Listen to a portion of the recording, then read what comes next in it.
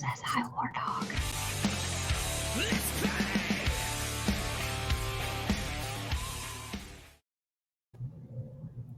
Nice.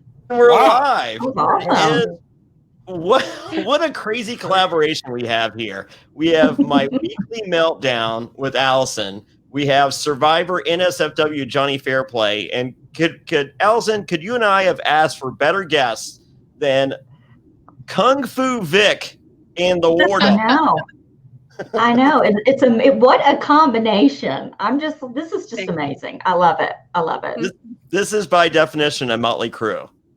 It is definitely a motley crew.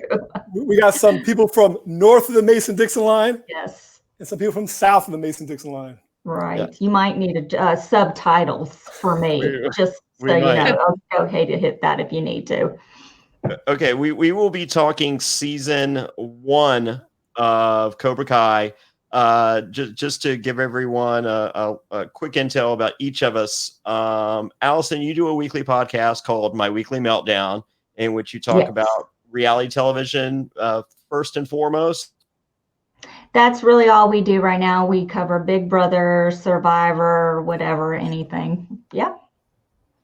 Yes, sir. And then Kung Fu Vic, you and the Wardog played Survivor together on the last good season of Survivor prior to Winners at War. So rough.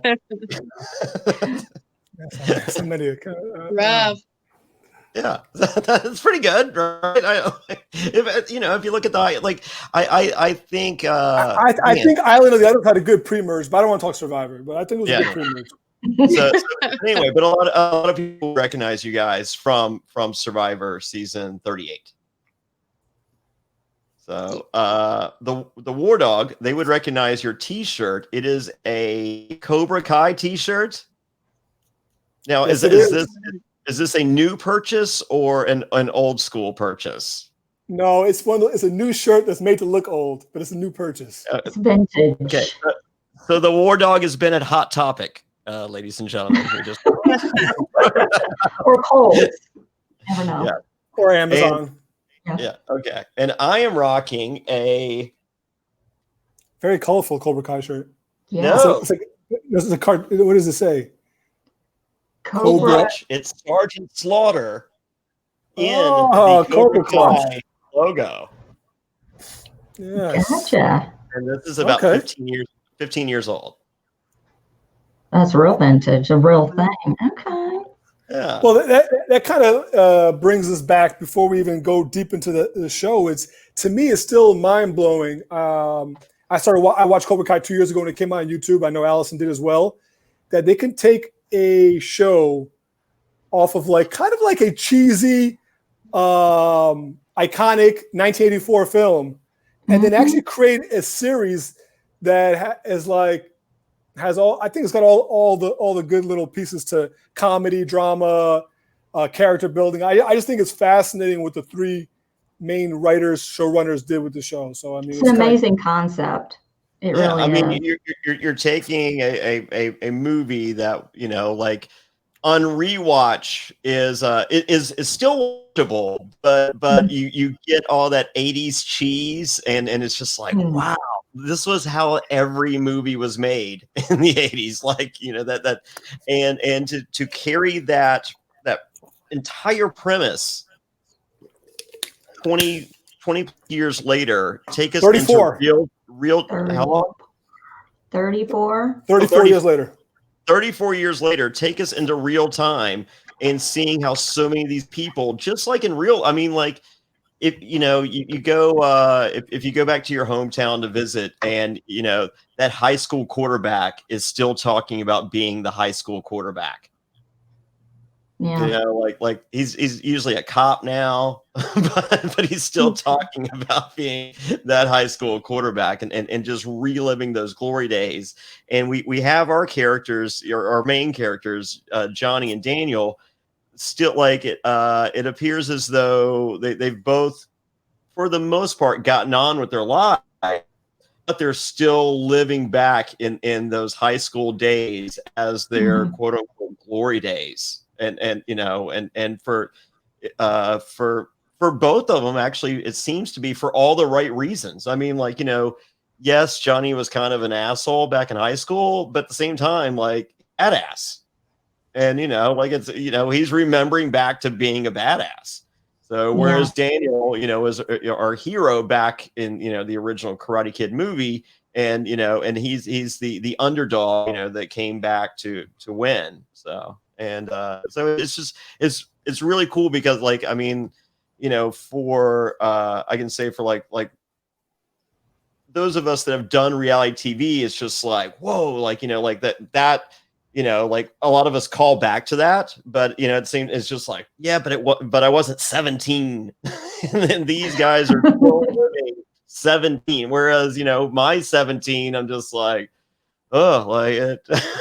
Yeah, I'm not wanting to go back to that at all. I'm good where I am right now. Well, William Zabka, I remember reading like a TV Guide article online, like the biggest villain of the 80s, like top 10. And he was like number 2 or 3. Sure. Like, he had a string of like 3 or 4 movies in a row after Karate Kid where all he did was play the asshole high school guy or college guy. Like he had one, he was typecast.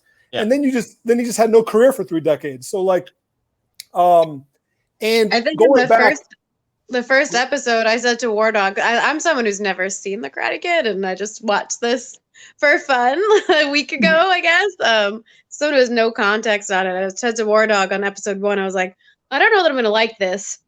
I was like, I feel like the acting is terrible. And Wardog said, he's like, well, give the guy a break. He hasn't acted in 3 decades. And I was like, okay. True. He gets better as I was rewatching it this week too. Like, you're right, it's kind of like a rocky road at first. Well, if you look him up on IMDb, he did some really bad B movies. He did a movie about a huge snake, and I mean, it's just some really, which is kind of iconic because you have Cobra Kai snake. But he did a movie where he was eaten by this huge snake. I mean, Anaconda? No, it wasn't Anaconda. I can't remember what it was called, but they made a sequel. It was so bad. I think they made a sequel to Anaconda. They did, but it's not that movie. Trust me. Was it the one that came out right around the same time as Anaconda? Yeah. It was like the Equate version of Anaconda, you know, the knockoff brand. So, go ahead, Jonny. I feel like I'm watching the story of Johnny Fairplay watching the career of Billy Zabka, because it was just like I did my first Survivor as the bad guy. I did like 70 shows out, and it was, you know, they're just like, we need a bad guy, we need a bad guy, we need a bad guy, and then there's this break. And I'm just like, oh wow. So I'm anxiously looking forward to my Cobra Kai moment. I don't want to wait 34 years though, but I'm ready for it. Well, you won't be hopefully chugging Coors Banquet when it happens. Ooh, you know, I would like to think that was a sponsor. Yeah, I am too. So, or if it wasn't, they were just like, who do you think would be the easiest to get a sponsor if we don't have a sponsor going into this? Oh. So it also kind of fits too. It's a very 80s beer. Yeah. Well, I would imagine if they didn't have a sponsor going into what was it when it was first, was it YouTube Red? Was that YouTube Red? Yeah, that's where it was on. So without the viewership of YouTube Red, I think going into season 3 on Netflix, I think if Coors Banquet beer wasn't on board before, they're all in. Because you know there's people around the world right now drinking Coors Banquet beer because Johnny drinking Coors Banquet beer. I expected someone in this group to be drinking it. Wardog, I thought for sure I would see a banquet come up just out of the, but I guess not. I got a kombucha. Does that? It should have been me because Fairplay doesn't drink anymore, so it should have been me. Or Vic. I mean, you're not off the hook either. But I'm actually very glad that I've never even heard of this beer. You guys, I'm a '90s kid. None of this is good. Have you heard of Coors Light? Yes. Okay, so like Bud Light is like the Coors Light version of Coors Banquet beer. So Coors Banquet beer is comparable to a Budweiser. Okay, so bad. I wouldn't drink it. I mean, a lot more people drink Coors Light and Bud Light than Bud and Coors Banquet beer. Yes, you are correct. Yeah. But don't they call the champagne of beers Coors Banquet? No, that's Miller Genuine Draft. Oh, Miller Genuine Draft. No, sorry, Miller High Life. Jesus. Oh, Miller High Life. Yeah, that's the champagne of beers. The champagne of beers. Champagne of beers. All right, let's get this thing rolling. Okay, so we're quickly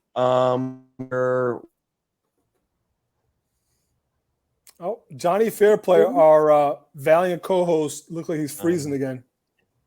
I think. Whoops. Well. Sorry. All right, am I back now? Yes. Yeah.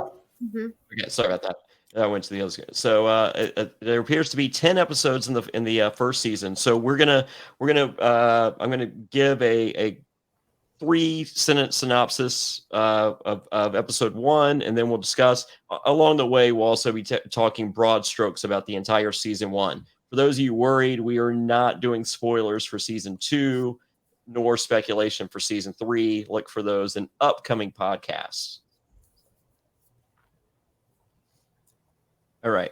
Hear me okay? Yeah, I mean, you're skipping a little bit, but now I don't know. Okay, we good now? Think so. Yeah. Okay.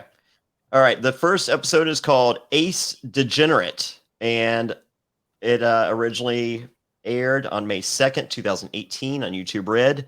30 years after the events of the 1984 All-Valley Karate Tournament, Johnny Lawrence's life has taken a rocky turn as he tries to forget a past that constantly haunts him. He seeks redemption by routing the infamous Cobra Kai karate dojo. But the LaRusso-Lawrence rivalry of yesteryear is reignited when their wives become intertwined with the next generation of karate kids. Mm-hmm. There we have it. Well, first off, I think that the opening was great to show the vintage footage for the movie, the last scene. And then they kind of did it like in a modern version where they show like each point was like 1-0 LaRusso. Like they did like this, like where you didn't really get that during the actual original film, right? Like really got you into like the intense of it, action of it. Then they obviously, they show that iconic scene with Sensei Kreese when he tells him to sweep the leg. And I don't know if you guys know, they did that music video like 15 years ago. It was a band called Sweep the Leg. I've seen that video. In which Jonny and 3 of the other Cobra Kais were in it, as well as a cameo by Ralph Macchio. And so it was kind of an interesting thing that like that's an iconic scene. And same thing with Tommy saying, the body bag. So you're like, okay, I've seen this already. You know what? I totally forgot that put him in a body bag was from Karate Kid. Like I remember hearing it back in the day, and and it's part of my vernacular. But whenever I go to a wrestling show and the bad guys are beating up the good guys, I always scream every match if heels have a decided advantage, put them in a body bag. Every single time, and totally forgot that was from Karate Kid. And then I'm like, oh shit, that's my go-to line. and the heels always pop. And the crazy thing is, for all these years, they're probably popping for Karate Kid, and not that I'm yelling, put them in a body bag. That actually was a unscripted line, and it's actually not caught on camera in the original. Like it's not caught on camera. He just says it, and you can hear it. So you can audibly hear it, but it wasn't like in the script. He just like. The actor Rob Thomas and is his name Rob Thomas or something like that. He just kind of yelled it out loud. I would like to think he's getting some of that Rob Thomas Matchbox 20 money. Well, hopefully have that copyrighted. He actually passed away a little less than a year ago. Oh, did he really? Yeah, but yeah. And once again, we don't want to talk about season 2 either. But anyway, the real person passed away in real life. That some of that camera angles of that fight that they used in the flashback were actual. I'm sorry, I'm a big movie nerd with this kind of stuff, but they were actual shots that they got from the original reels that were not used in the original movie from Johnny's point of view. Yeah, so that fight, some of that stuff was not in the original movie. Should have been in the Criterion Collection director's cut. Yeah. And I don't know about you guys. Like, have you ever seen where they do this? You see those videos? They're typically on YouTube. Well, you typically see them on like Facebook or something. It's just like like on The Office, it's just like, Jim is really the bad guy, Pam should be with Brian. They show all this stuff to show you that, The Karate Kid was one of those movies that they've done those videos in the past. It's just like, Johnny was really the good guy, Daniel was really the bad guy. And I'm wondering if one of those videos was triggered the inspiration for the series. Well, I mean, if you look at it from Johnny Lawrence's point of view in episode 1, you showed up, you stole my girl, and I got the warning, you got the win with an illegal kick to the face. So if you look at it from his point of view, John, he is the villain and Johnny's the victim. So. Yeah, I mean, the fan service has done that for a long time. Talking about earlier in the same tournament, the punch to the face was illegal. And all of a sudden, he gets a kick to the face. So the kick to the face is like this thing has been going on for a long time. So the fact that they do a lot of fan service, the fact they said a line like that was illegal, is that they're actually playing back to the fans. And the 3 showrunners are huge fans of the show, grew up with it. So that's pretty cool. So wait, so is he so mad that he lost because the move was illegal, or just that he didn't want to lose? His life was in shambles. He lost his girlfriend to this kid that, picked up karate in like 2 months. And it just turned his whole life upside down. And I think he just carries a lot of resentment towards this guy. And then his freaking car gets totaled and he gets taken to the LaRusso auto shop of all places. And he's like, look, I gotta get my car the F out of here. Okay, just whatever. And then that is when the two of them meet or see each other for the first time. And even in that moment with Daniel LaRusso and his cousin and that other guy, they are antagonizing Johnny in that moment. Oh, this is the guy whose ass you kicked, or actually I kicked his face. It's just, so they're just kind of fanning the flames. And in that moment, it's like, I can see why Johnny Lawrence is pissed off.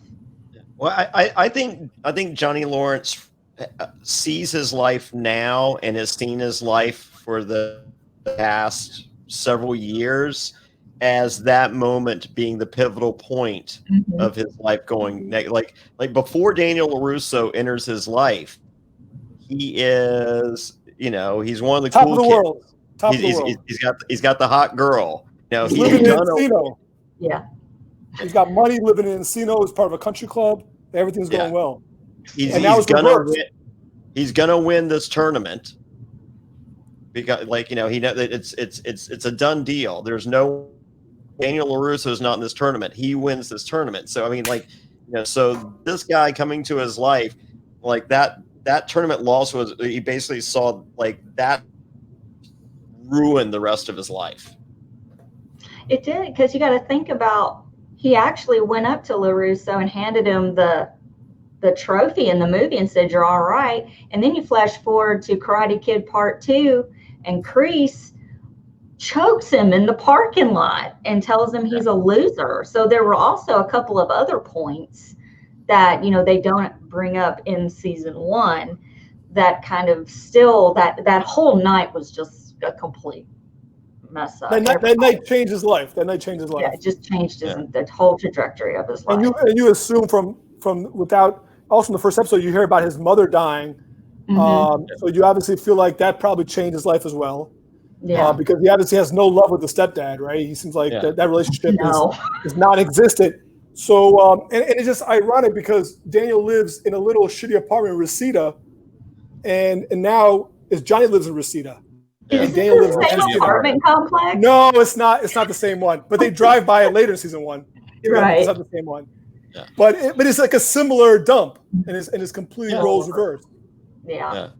So, do you think that the writers are telling us that Johnny was really a good guy and Daniel was really a bad guy, or are they not?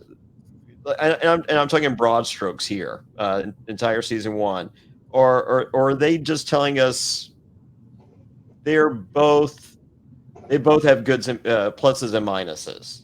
Because I was hoping that they would double down more on Daniel being an asshole and Jonny really being a good guy, but was changed because of that pivotal moment.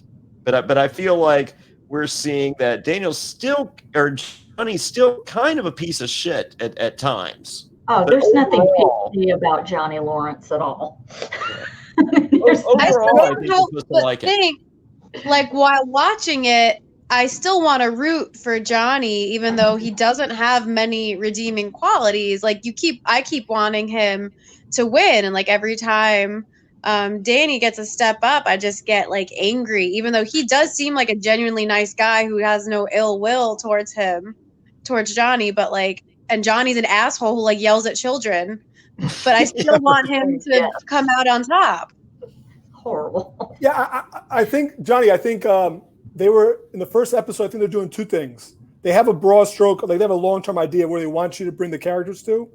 But since you have a preconception of Daniel being such a hero and Jonny being such a villain, I think that the first episode especially, they do everything they can to paint Jonny in the best asshole light as you can.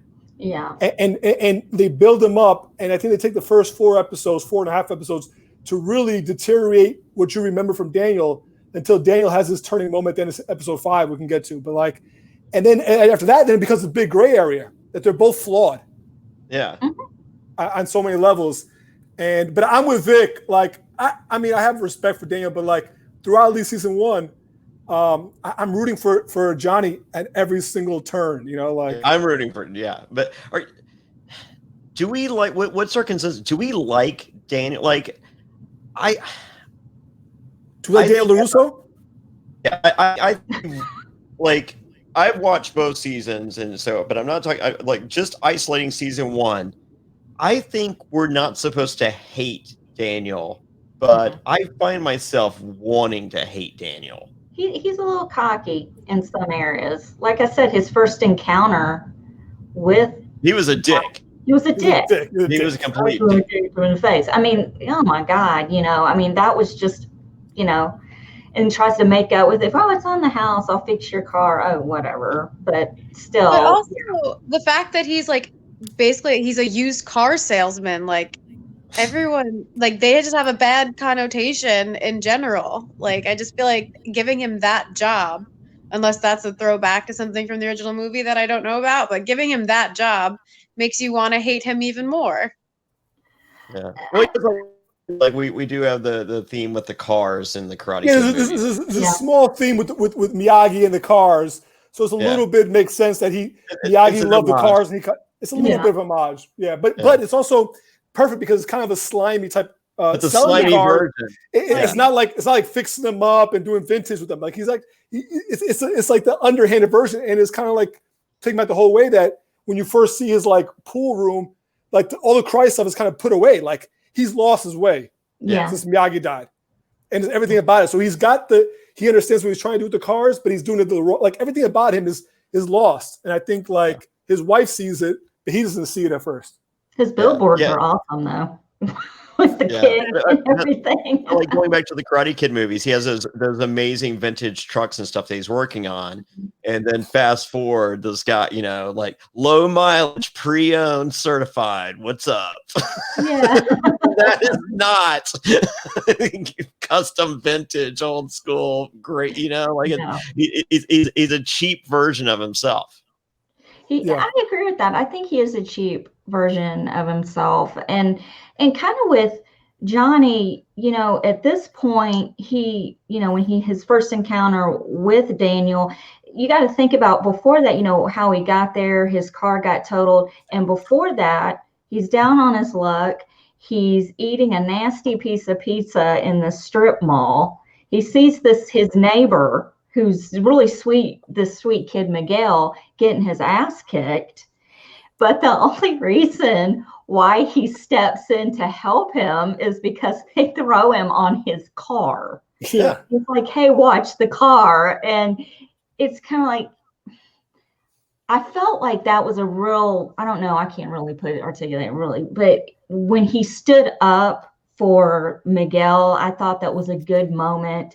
You know, I thought it was funny when he did the kick for the first time and he, you know, pulled his groin. And so, I mean, that whole scene was just like, it gave me chills because I was like, that's freaking awesome. This throws me back to my childhood watching these movies. And you're seeing him. This is the first time you are seeing him in a different light, even though he's really defending his car and not Miguel.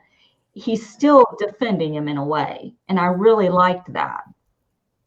You know, going back, I know Jonny had mentioned quickly the director's cut DVD. I had that maybe like 15 years ago when it came out. It didn't really add much, but it did add some cool interviews at the end and some back behind the scenes, and it kind of explaining how William Zabka and Ralph Macchio were in real life.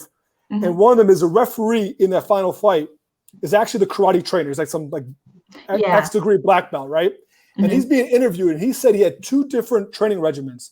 He would train Pat Morita, which is Miyagi, and Ralph Macchio in the afternoons, and they would joke around a lot, and it was all this and that and the other. And the 5 young Cobra Kai kids would have to be up at like 5 in the morning before they had to film that day. And he would treat them like he would treat his real students. And he would treat them like shit.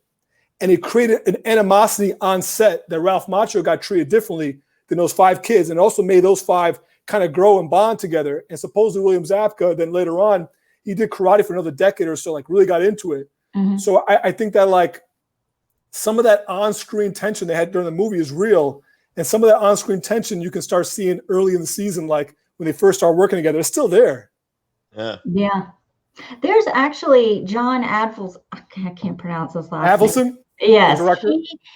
Look this up on YouTube if you're really into the Karate Kid, the first film. He shot the film before he actually shot the film. It's kind of hard to explain. He took a regular camera and he took the actors and he shot the entire film with one little camera. It was one big rehearsal, and he put it together as the movie. So if you watch that versus the actual film, it's really interesting. I highly recommend looking that up. My God, yeah, I do have a life, believe it or not, but but it is the same length as the movie. But it's like you see Allie and Daniel at that amusement park really playing games, and you see how they learn to do. It's really interesting. I acted for 15 years before I started doing this, and the rehearsals and everything. And to see that was really fascinating to me because they worked through and you could see the changes that they made. So, but yeah, there was a lot of, you could tell even then when they were doing it that, no, these two, keep them apart. We don't want them together. Do not communicate with each other. You guys are enemies. That's it. Wow. But that, if you look it up on YouTube, it's kind of interesting. I can't remember what it's called. And that's another with Allison. Just to bring us up to where I think we are conversation-wise, episode 2 is Strike First, which originally aired May 2nd. 2008. Daniel Russo. What's that? You got frozen again. You want to start that? Say you want to start the little blurb again. You got frozen. Yeah. Sorry. Present day Daniel LaRusso lives a charmed life. That is until he sees that the Cobra Kai dojo, the source of his teen angst and rivalry, has been reestablished by Johnny Lawrence. Struggling to launch the business, Johnny starts teaching karate to his teenage neighbor, Miguel. Daniel faces his former opponent, and old offenses are quickly reignited.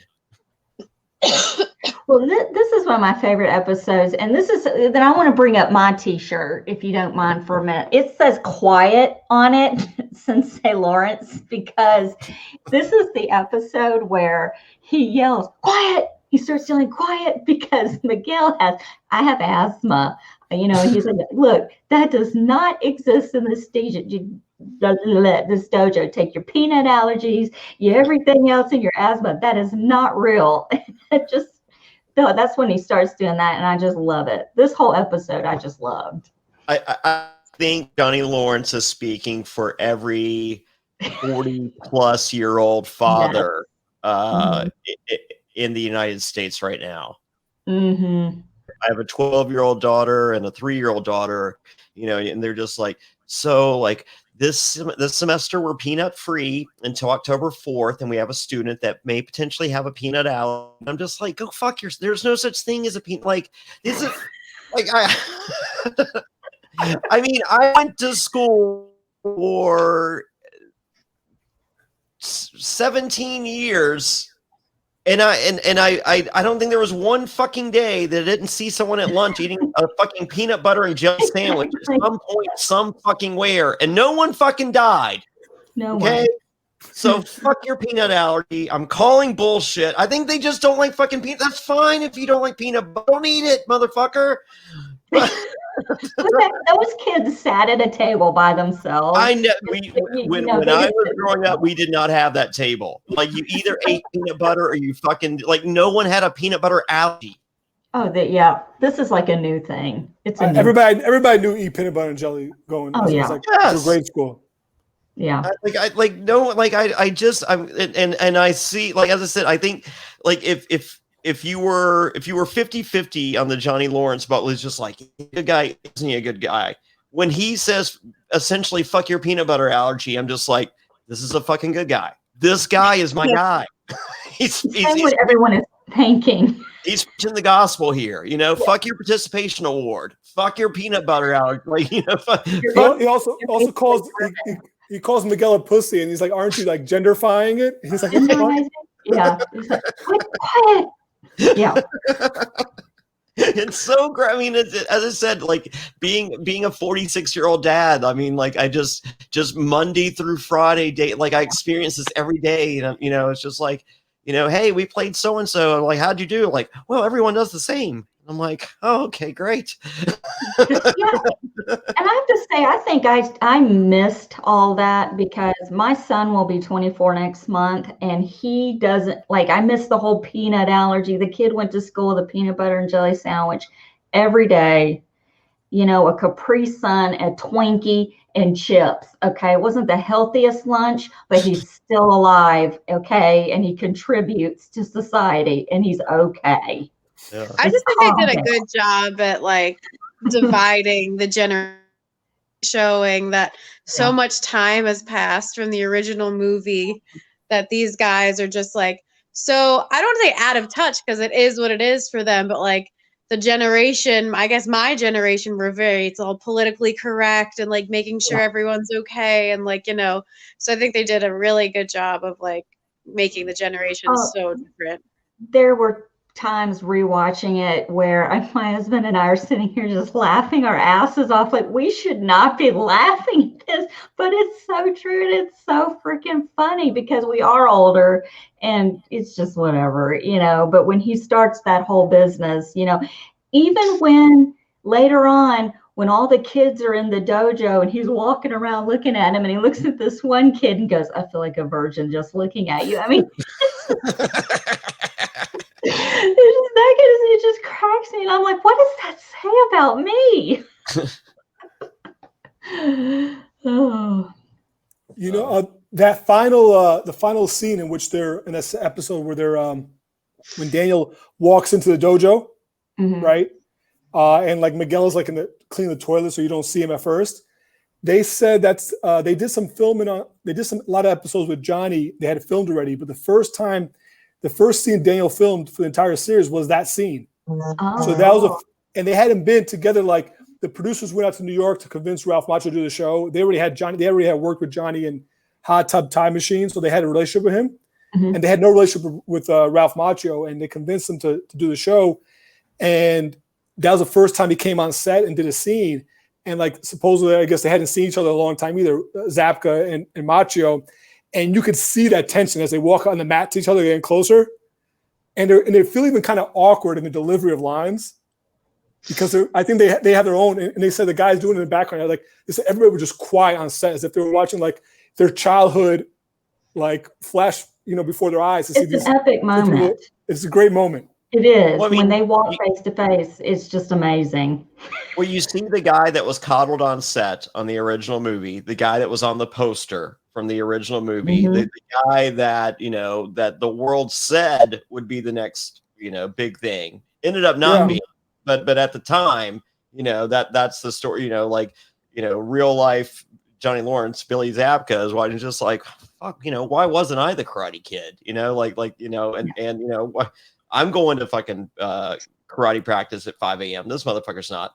And then fast forward to 2000, I would imagine they filmed 2017, and imagine, being on set and Johnny's there, in the show.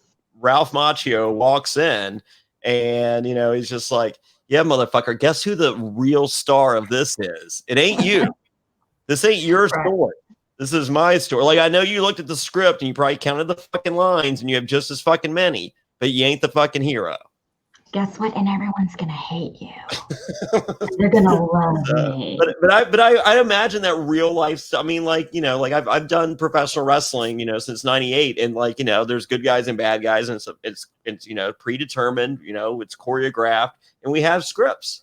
But still in the locker room, there's those moments where there's that part. It's just like, yeah, motherfucker, I'm winning tonight. It's just like, yeah, fake as fuck, but it doesn't matter. And I'd imagine that real life, I think that Billy Zabka would have preferred to have been Ralph Macchio. Yeah, because he was busy making Python 1 and 2. That's the name of that movie. I think that did come out like right around the same time as Anaconda, and it was like Anaconda didn't look good, but like Python looked worse. And it was, but it was one of those. It's just like, we're gonna trick people to theater. They used what was left over from Anaconda in Python. Before we move on to episode 3, was episode 2 when we first got to meet Miguel's grandmother? Yeah. Is that when she thinks he's jerking off? Or is that episode 3? I think it might be episode 3 because they talk. That's the Halloween episode. Okay. Because I do want to talk. I think the grandmother's great. I love Yaya. Okay, well let's go real quick. Episode 3, Esqueleto. I don't speak Spanish. I don't know. I think I mean skeleton in Spanish. There you go. All right. Johnny tries to recruit more students to the dojo, troubled by his daughter chaperones her high school costume dance. Johnny takes Miguel's training seriously and starts creating a badass. Great descriptions of these episodes. It is a great description. And this is where we meet Yaya, because they talk about the Halloween costume, and then Miguel whips out the Halloween costume in front of Johnny, and he's like, "You look like a poor person. And we're gonna make you look great." And I just want to say, the moment that Miguel walks through the fog, and I mean that fog was just so over the top, it was perfect. And he is a skeleton. Chills. The first time I saw it, it was like, oh my God, this is fucking fantastic. I love it. I love it. And it's so obvious at this point, even if we don't know whether Johnny is a true, we know that Miguel is. Yeah. And Miguel is dressed as a skeleton. Of the evil Cobra, like major moments in the Karate Kid movie. Major moment in the movie, but the 5 of them look like badasses in their outfits. Oh yeah. I mean they're the NWO. Yeah, they look so badass in the original. And funny thing about it is that I didn't even realize it when I was a kid what he was doing. I think he was just smoking like a cigarette, but in the original movie he's smoking weed. So there's a scene, Vic, in there, and he's in the bathtub and he's smoking weed. Johnny's like rolling up a blunt. His boy's like, hurry up in the stall. And then Daniel sees it and he puts like this water hose and he essentially soaks Johnny up. And then like that makes him and the weed. And the weed. Yeah, and the weed. I mean, that's why his boys were mad. They won't go because there's fucking young buck showing up and put porn. No wonder he got his ass kicked. I mean, look, once again, he's the antagonist. Look what he could have left it alone. He could have left it alone. Hey, I mean, if you had a problem with Johnny, go after Johnny, but don't fuck up everybody's weed. Everybody's high was gone. Yeah. How much did that cost in 1984? Think about it for a minute. That was high school kids.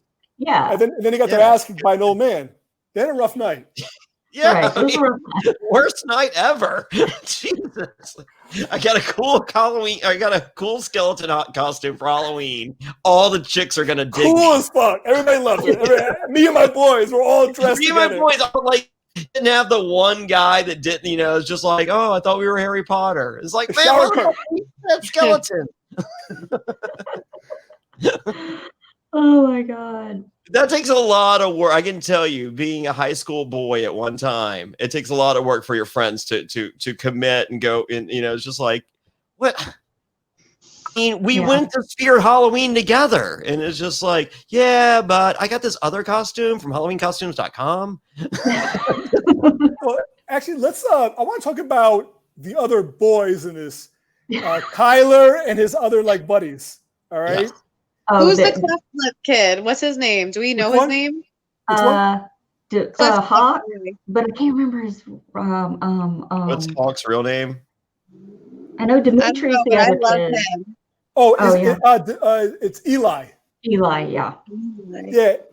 No, I was talking about Kyler and his buddy. His buddy's fucking funny. The fat guy. When he's like, he comes out, he's like skinny dips and bong grips, right in front of the. Oh my God. That kid looks like he's 40 years old also when they showed him. I was like, that's nice. I'm guessing he's related to the big kid on Stranger Things. It might be. I don't know. They look eerily similar. I'm thinking it's like an older brother that got the gig because of that. No, but this kid Kyler might be the real villain so far in the show. Early on, yeah. I mean, the guy's just like an asshole.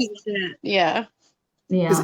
He's like the worst. He's like the worst kind of person. He's like, yeah, he's terrible. Kyler, anyway. I was about to say, first of all, he's an asshole. His name's Kyler.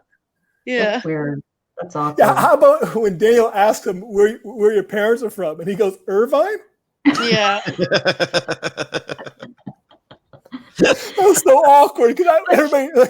And they offered him sushi, and he's like, "I don't eat sushi." What is that? But that's also what leads Daniel to Jonny. Because he's like, "Oh, you're kicking kids' asses," and he's like, "No, I didn't kick any kids' asses. I kicked 4 assholes' asses who were beating up on one kid." Yeah. So. And he starts, and that's when Daniel decides to want to be the chaperone. He starts being a little wary of this kid now. Yeah. Yeah, he's a creeper. I was deeply offended. I'm a huge sushi fan, and seeing what Daniel was cutting up, I was just like, man, I want to eat that right there. It looked really good. I was just like, I would come to your house, Daniel LaRusso. So I mean, as much fun as Coors banquet beers with Jonny sounds and strip mall pizza, I'm down for Daniel LaRusso's fresh sushi all day long and water all day. Yes. It looks so scrumptious. Yeah. So yeah, it's like fucking Kyler. So we also meet a pirate. What? Yeah, we also meet. Hold on a second there. That's annoying. So we also meet Dimitri and Eli that episode, right? As we were saying, Eli has the ugliest sweater I've ever seen in that episode. Yeah. Yeah. Exactly, and which the girls. Point out and it's horrific. When they point out, wow, that is a horrific looking sweater, and his haircut's horrific too. Yeah. He looked like my brother in the early '90s. I mean, great. There you go. I hope. If your brother's watching, I appreciate that. Oh, he doesn't care. All right, so let's go to the next episode. It ends real quick. At the end of the episode, he gets his ass kicked. At first, you think because he was training kind of good, you thought is he going to actually beat somebody's ass? Yeah. And Miguel's not ready yet. Not 4-1. He's not ready. No, and his friends leave him. Hawk or whatever. They just bolt. They bolt. And he's just he gets his ass kicked bad. Yeah. Yeah. All right, we'll go. Yeah. So, which is a hero moment. I mean, the best heroes, you put up some obstacles in their way and getting your ass kicked. That's kind of like his turning point in a way, Yeah. Now he has something to prove, and he hears, about how shitty Kyler's being to the girl he's interested in, and that's kind of like his big moment right there. Yeah. So there we go. So our journey really begins right there. So we also in the 3rd episode we also meet the only character, and he's probably a great young kid in real life. But the only character through season 1 that I cannot really stand, like totally not stand at all, is Robbie Keane. But we can get into him later. Oh yeah. But I just can't. I don't know why. I just don't like his character. Which one is he? Which one is he? Johnny's son. He's Johnny's son, and he needs a haircut. The fucking model. I can't get anything behind him. In this first episode, he's like stealing the laptop. Like, there's nothing about him that I can get behind.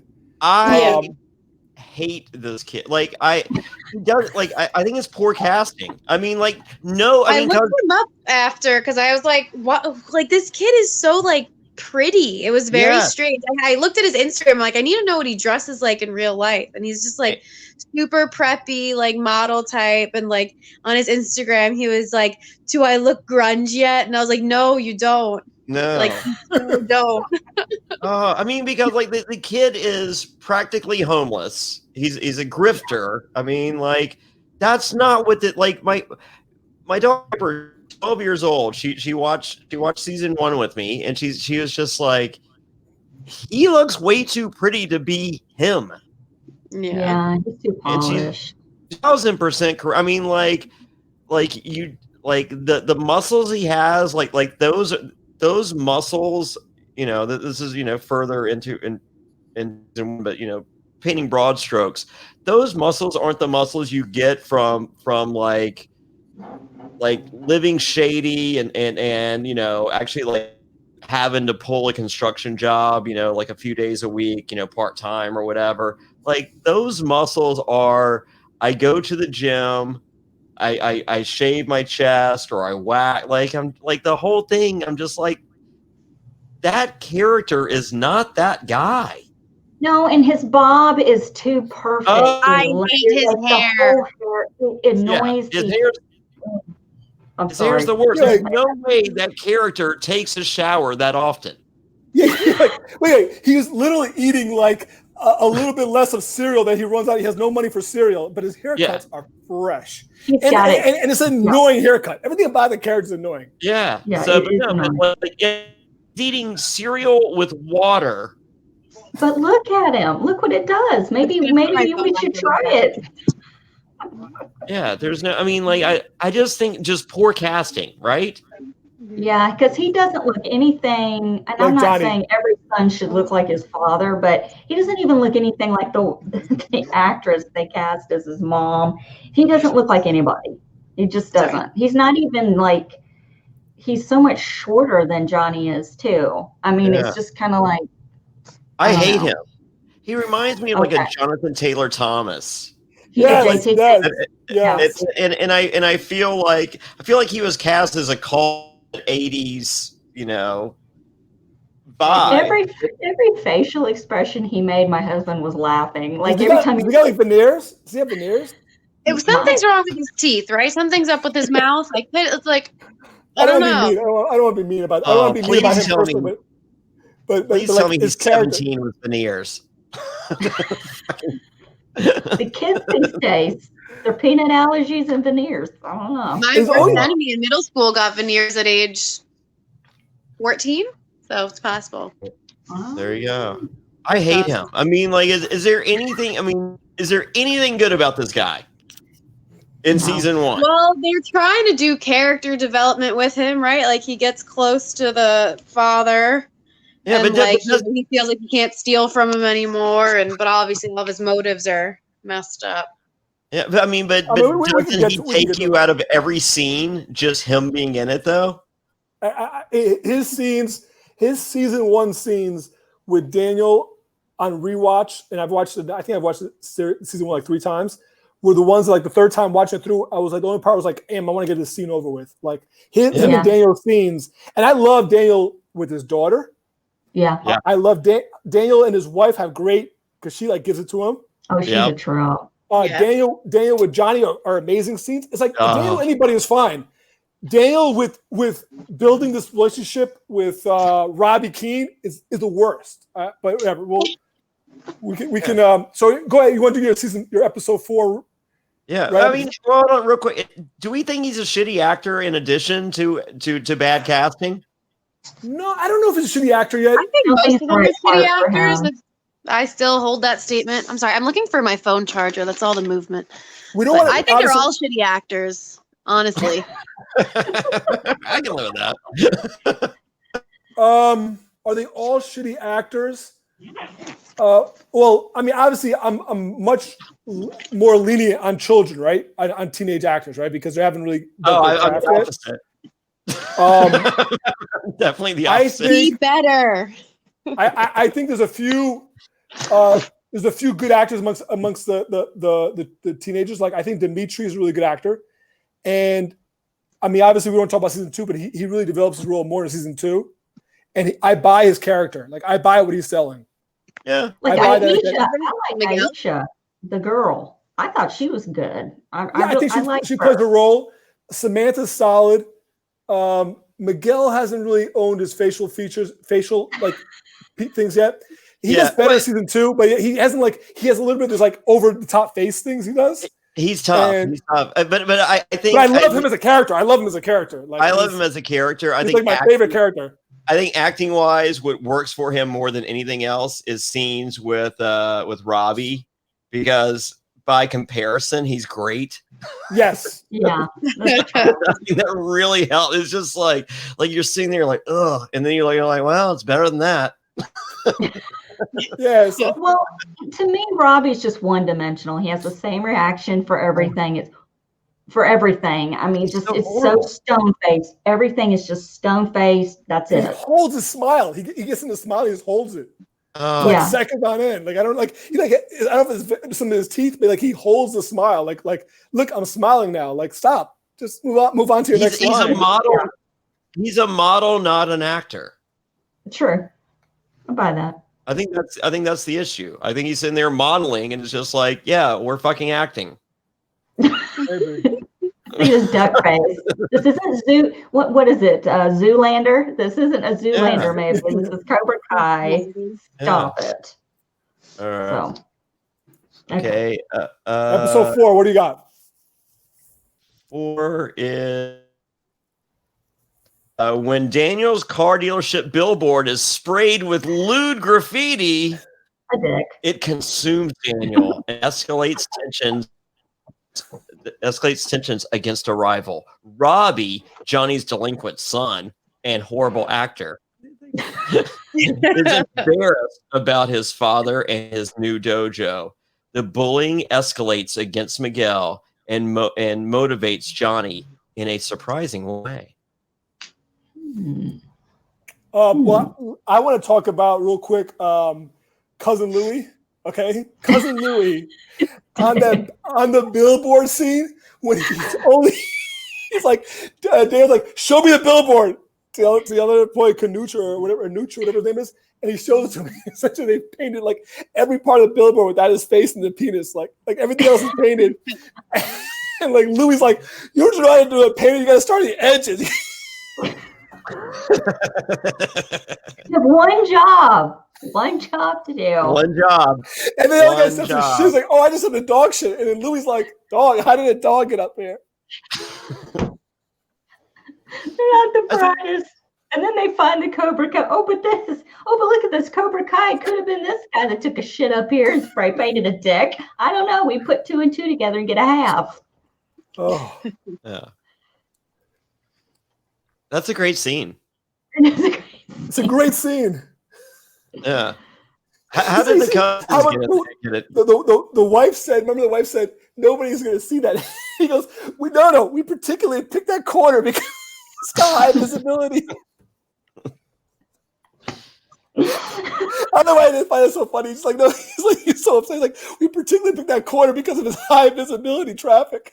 They're very good. Like the writing is, I mean, it's really horrible and really good at the same time, because like moments like that where it's like, they're giving you that extra line that in normal dialogue probably isn't there, but they're just like, we're letting you know why we did what we did, and you as a viewer, you're just like, yeah, I'm for it. It's okay. like that force line, like throughout the entire series, works because there's they do it repeatedly. They give you these lines. You're just like, well, now we have all the facts on that. Whereas real dialogue, the extra facts aren't there. But as I said, very, very much appreciated by the viewer. So, and it's the difference between, like, I don't think those words are said that concisely on a 1 hour show versus a 30-minute show. Mm-hmm. Yeah, because they have to get the point across. Each episode is shorter. Yeah. So I think we're getting that concise, descriptive dialogue purposely because they're just like, we got 30 minutes, folks. We're just like, we're on the clock. You know, you guys are here. We understand you don't have an hour. This isn't Netflix. This is fucking YouTube Red. Yeah. Let's give you the cliff notes. Here we go. I think this was the first time also that I ever remember hearing Daniel LaRusso curse. If I'm wrong, correct me if I'm wrong, but he sees that and he's like, holy shit. Like, he really cusses for like the first time that I can remember. I don't know. I could be wrong. Well, that's how we know you're a villain. Yeah. And this is a scene where he goes to the coal dealership, right? He kicks the cappuccino, whatever the hell it was.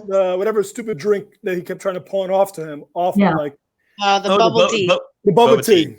Yes. Oh, what it was? I don't know what that is. Piper. And that's kind of cool too, because you kind of saw him, like, they put the music and like all of a sudden he does like a roundhouse kick. Yeah. You're like, okay, this stiff still has it. And he's starting to maybe like turn a little bit, right? But he's still I think he's about to go into his darkest episode, the following one, where he's like really like consumed. Yeah. My 12-year-old daughter Piper is a huge fan of the boba tea. Requests me to buy it on a regular basis. Drinks about a fifth of it, maybe. I don't even know what it is. It's like this I want to say it like a dairy based, like a milk tea. It's like a dairy made based, with condensed milk, so it's extra sweet and it has tapioca pearls in it. Yeah, I'll just stick to my Southern sweet tea. It's got the bubbles in it. It looks cool because it has the bubbles. Like a lot of work. Yeah, but it's really not that good. Okay. All right. Next episode. Here we go. This is the one. This is episode 5. This is my favorite. This is my favorite episode. This is my favorite episode. This is the episode Wardog's been waiting for. If he leaves after this episode, I'm protesting. All right. I have to say I got a little during this episode too. So. Oh, here we go. All right. Episode 5, Counterbalance.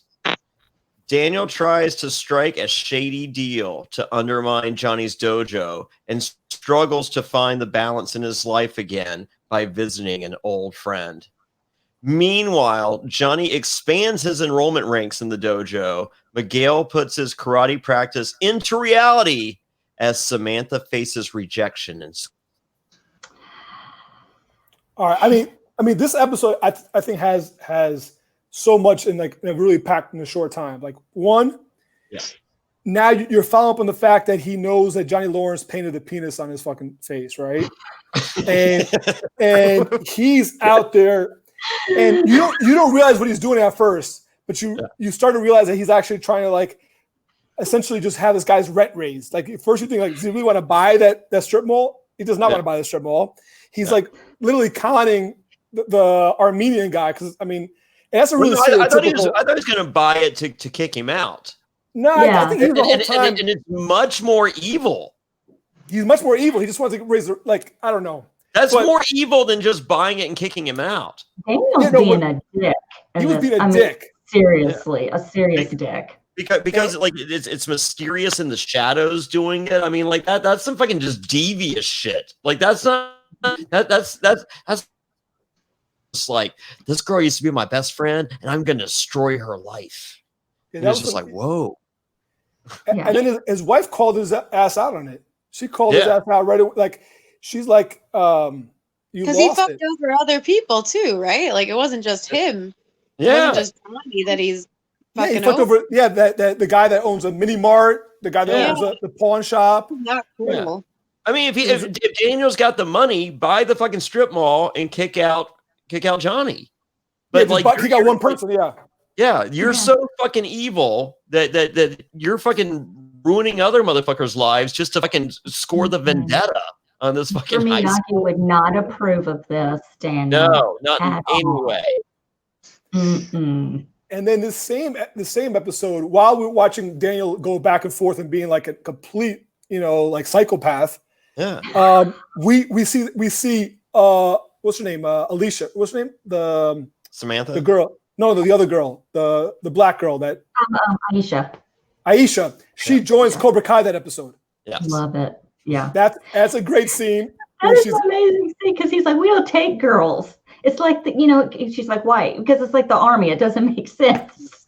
Well, no, they don't. What is it? They don't accept girls in the military or women. Yeah.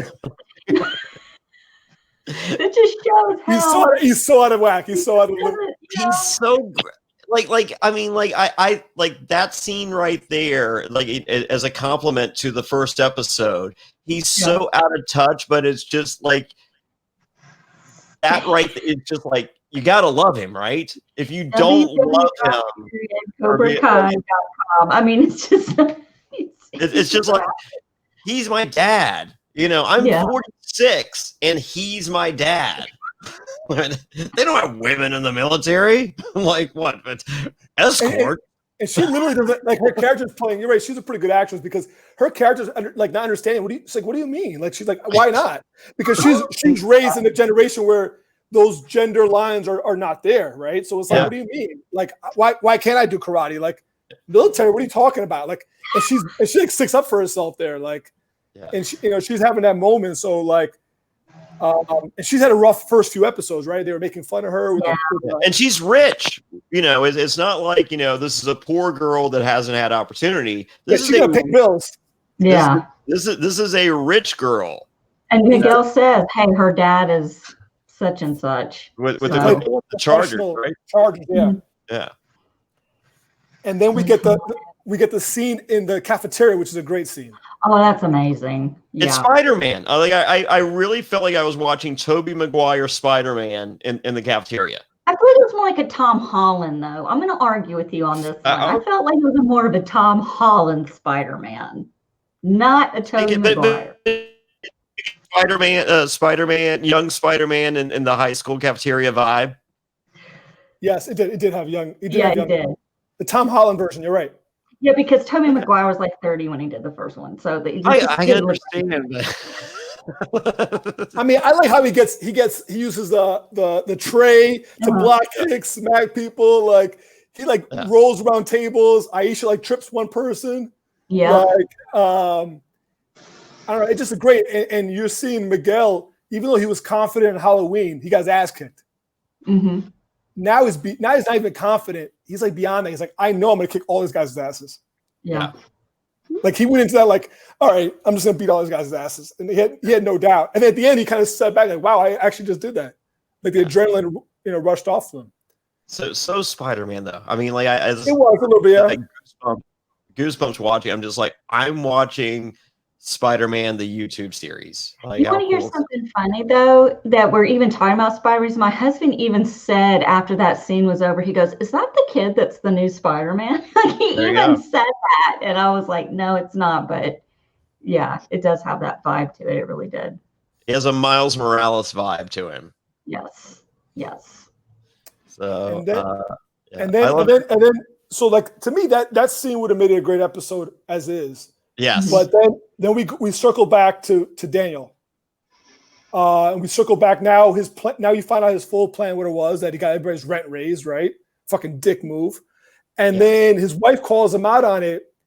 And personally, I don't really get emotional, but I actually I got emotional when I saw this the first time, 2 years ago, when he goes to the cemetery and he's talking to Mr. Miyagi. And it was just touching because in real life, Ralph Macchio and Pat Morita had like a relationship that lasted for decades. They would hang out a lot. Like they had a real, not only did they do 3 movies together, but they had like a real bond up until Pat Morita died.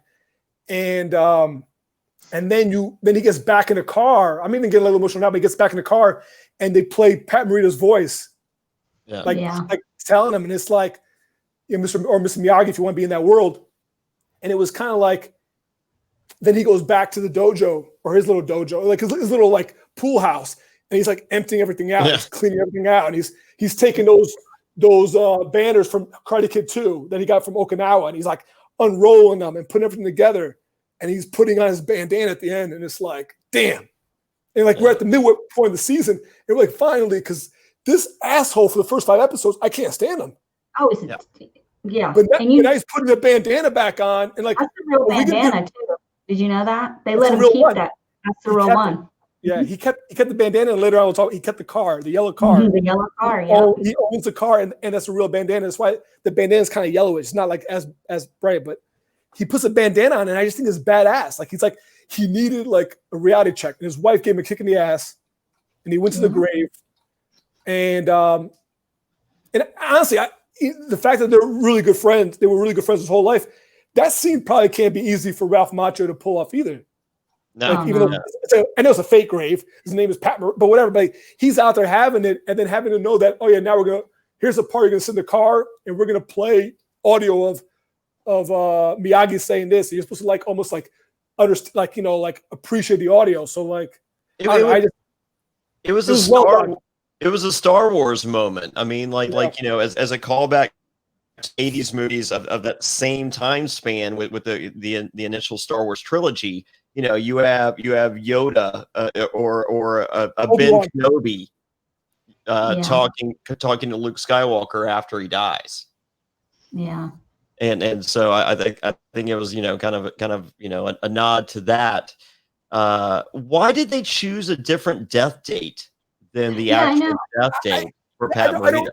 Yeah, because I don't realize they chose in real life he died like 2013, and then in the movie it chose 2005, right? Yeah. No, he died in 2005. They made the death 2011. Okay. I don't know. So maybe is it to tie into the fact that they wanted to maybe create the idea that Sam, up until like 10 years old, knew Mr. Miyagi? Yeah. Like later on, like kind of like because like she was doing karate as a little kid, so like maybe in her mind, like he was like a grandpa figure. Yeah. So otherwise, if 2005, she'd be like 2 years old. She wouldn't have known him. But like kind of like if she mentions Mr. Miyagi, it's like she can kind of say like I remember him. I don't know. Okay. So we can get that in future season callbacks. Yeah, maybe. Yeah. Yeah, her karate looks like it's going to become something at some point. Mm-hmm. There's more in further episodes. Also, I've never seen season 2, so you guys are like snickering. You guys know. But you already saw like in the movie theater right away. She gave that one guy like Tyler. She gave him like a quick like hand jab, and it was like worst hand job ever. Yeah. I've had so many dates that end with the hand jab versus the hand job. It's so close. It's one vowel that's different. It's like one vowel changes the entire dynamic. But anyway, I feel like I talked too much that episode. Does anybody else have any takeaways from that? I think this was because it's episode 5. It's right in the middle, and I think that Miguel's arc crossed over. Mm-hmm. I think Daniel's arc crossed over, and I don't know really where Johnny's episode 6. Yes, when he gets the new students, it starts crossing over. So we enter in. I mean, if we want to go ahead and start talking about episode 6, if Jonny wants to do his intro. Yes, Jonny. Here we go. Episode 6, Quiver. Johnny's dojo class attracts a new group of misfits, while his son Robbie, who harbors ulterior motives, lands a new job. Samantha makes a new friend in science class, and Daniel inspires interest in karate from an unlikely person. Do we even have to talk about Robbie at all? Can we forget that Robbie ever worked at LaRusso Motors? And the interaction with those two, the two doofuses. The only thing I like about that one guy is he had a shitty mustache, and Jonny made fun of the mustache, and the next he's gone. I love when they were stealing the laptop, but like his cover was like he wasn't actually the person with that name tag, but it was just his friend. as if like that was a good cover. Now your friend is just in trouble and lost his job because he stole the laptop and you're doing it together. Like, what was the point? And also, you're in the store. There's other employees there. Everybody knows you don't work there, but you're behind the counter. No one's going. No one's saying who's the model with the hair. Extra good haircut and shitty acting ability. He's got a lob. Who is this guy?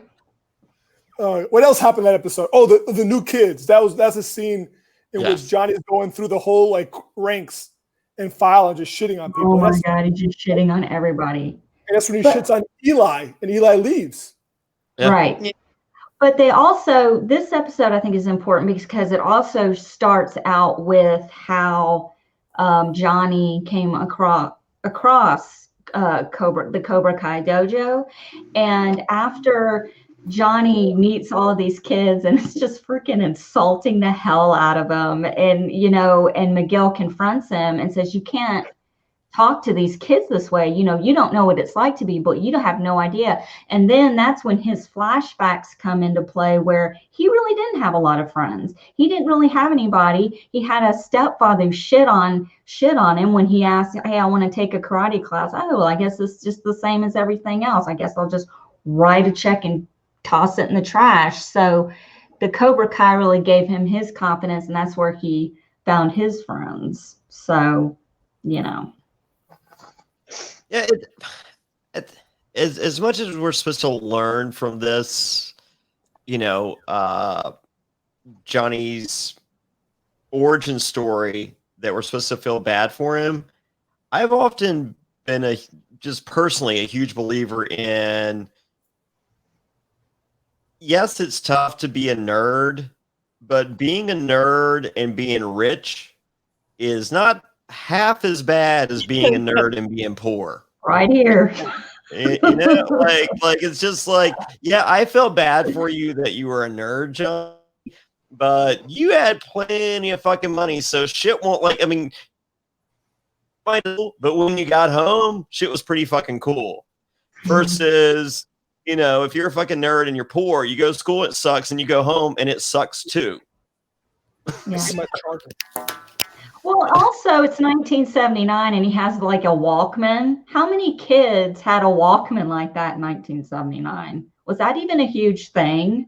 I don't think the Walkman came. I think the Walkman came out, and I thought it came out in the 80s, didn't it? Yeah, like that's why I was surprised. Like, look, he's got a Walkman, and it's 1979.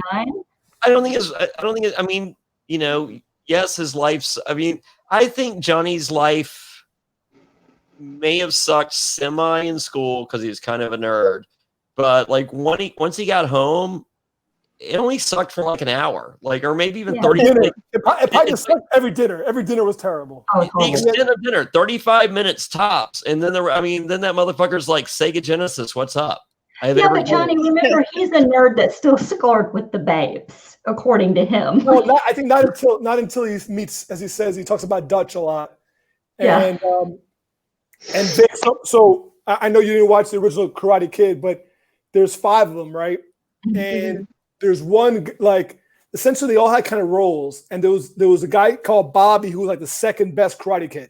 He was supposed to be in the junior year. He lost in the finals. He's the one that Danny beats in the semifinals in the movie. He's also the one with the biggest like conscience. So Bobby was always the one kind of like would keep him grounded. Like he. And then there was like Tommy was this loud mouth, like crazy, put in like whatever. There's a guy Jimmy who actually I don't think ever spoke in the original movies. And then there's this guy Dutch, and Dutch Chad McQueen. So Chad McQueen is the son of what's his name? Steve McQueen. Steve McQueen, which is a famous actor from the '60s, right? Yeah. Badass actor. So Chad McQueen's his son. Chad McQueen in the movie got this like bleached blonde hair. And he is the ultimate asshole, like more than Johnny in the movie. Like everything he does he has no redeeming qualities, right? Mm-hmm. And he's like Johnny's best friend in the movie. And ever since the movie ended in real life, the other 4 have done the music video together without getting into any future things. The other ones might appear in Cobra Kai. Chad McQueen doesn't want to do anything to do with acting, nothing. He just kind of like, it's almost like he's playing his real Dutch life character. So in the show, they kind of write him off.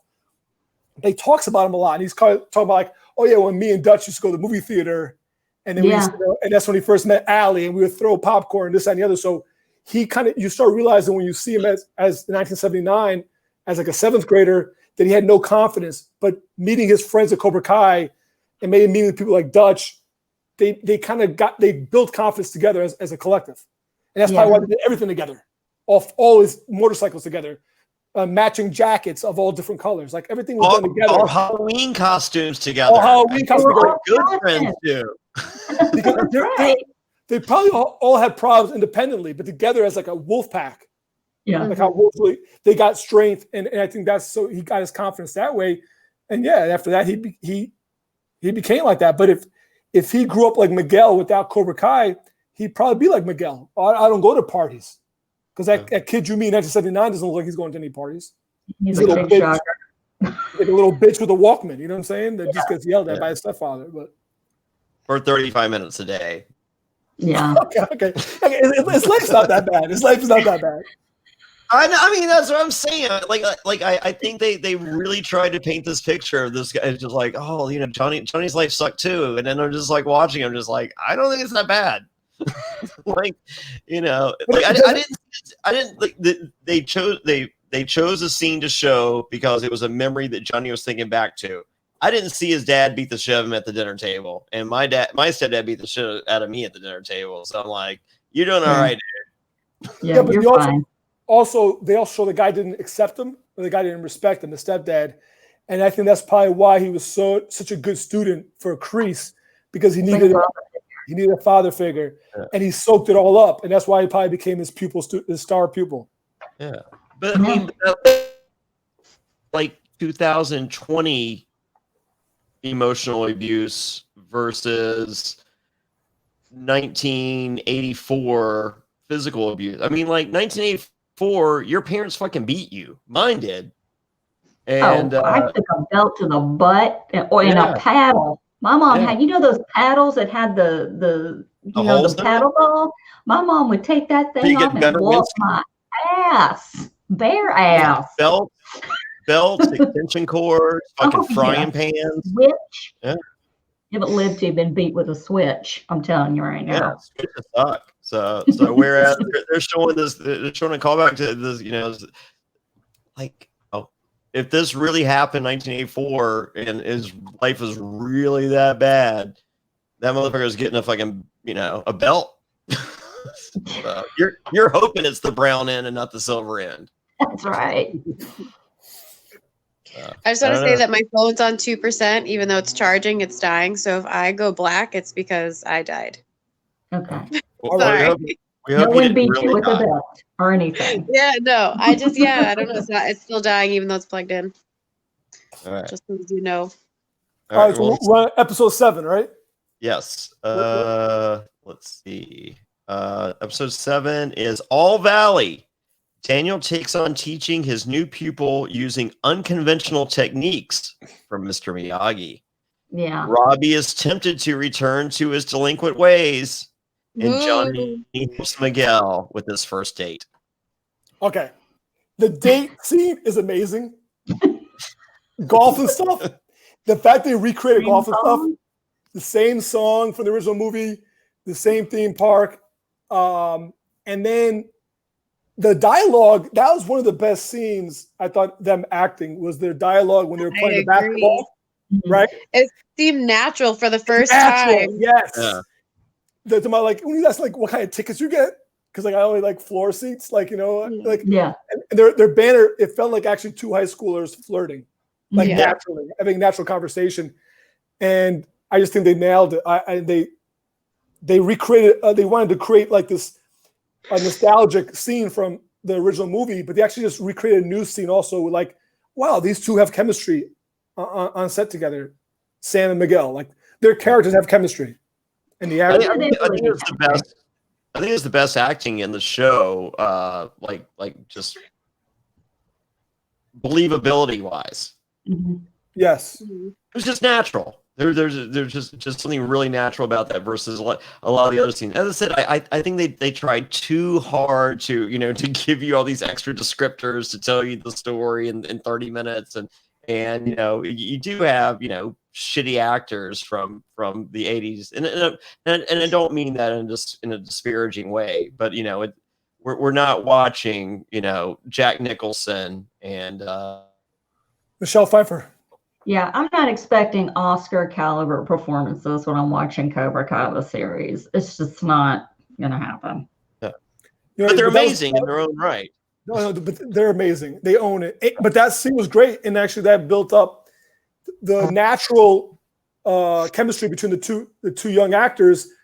Kind of builds it up for the rest of the season. When they start having a falling out, that you start realizing, well, there's something there, and they're both trying to hold on to it, or they're both getting jealous about this or that and the other. But it's not. It doesn't feel forced. Like I remember what Sam and Miguel are when they're happy together. That's something to fight for.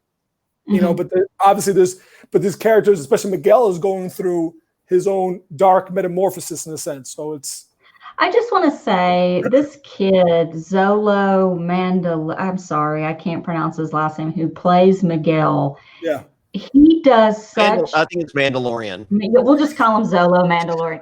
He does such a good job of going from innocent to evil.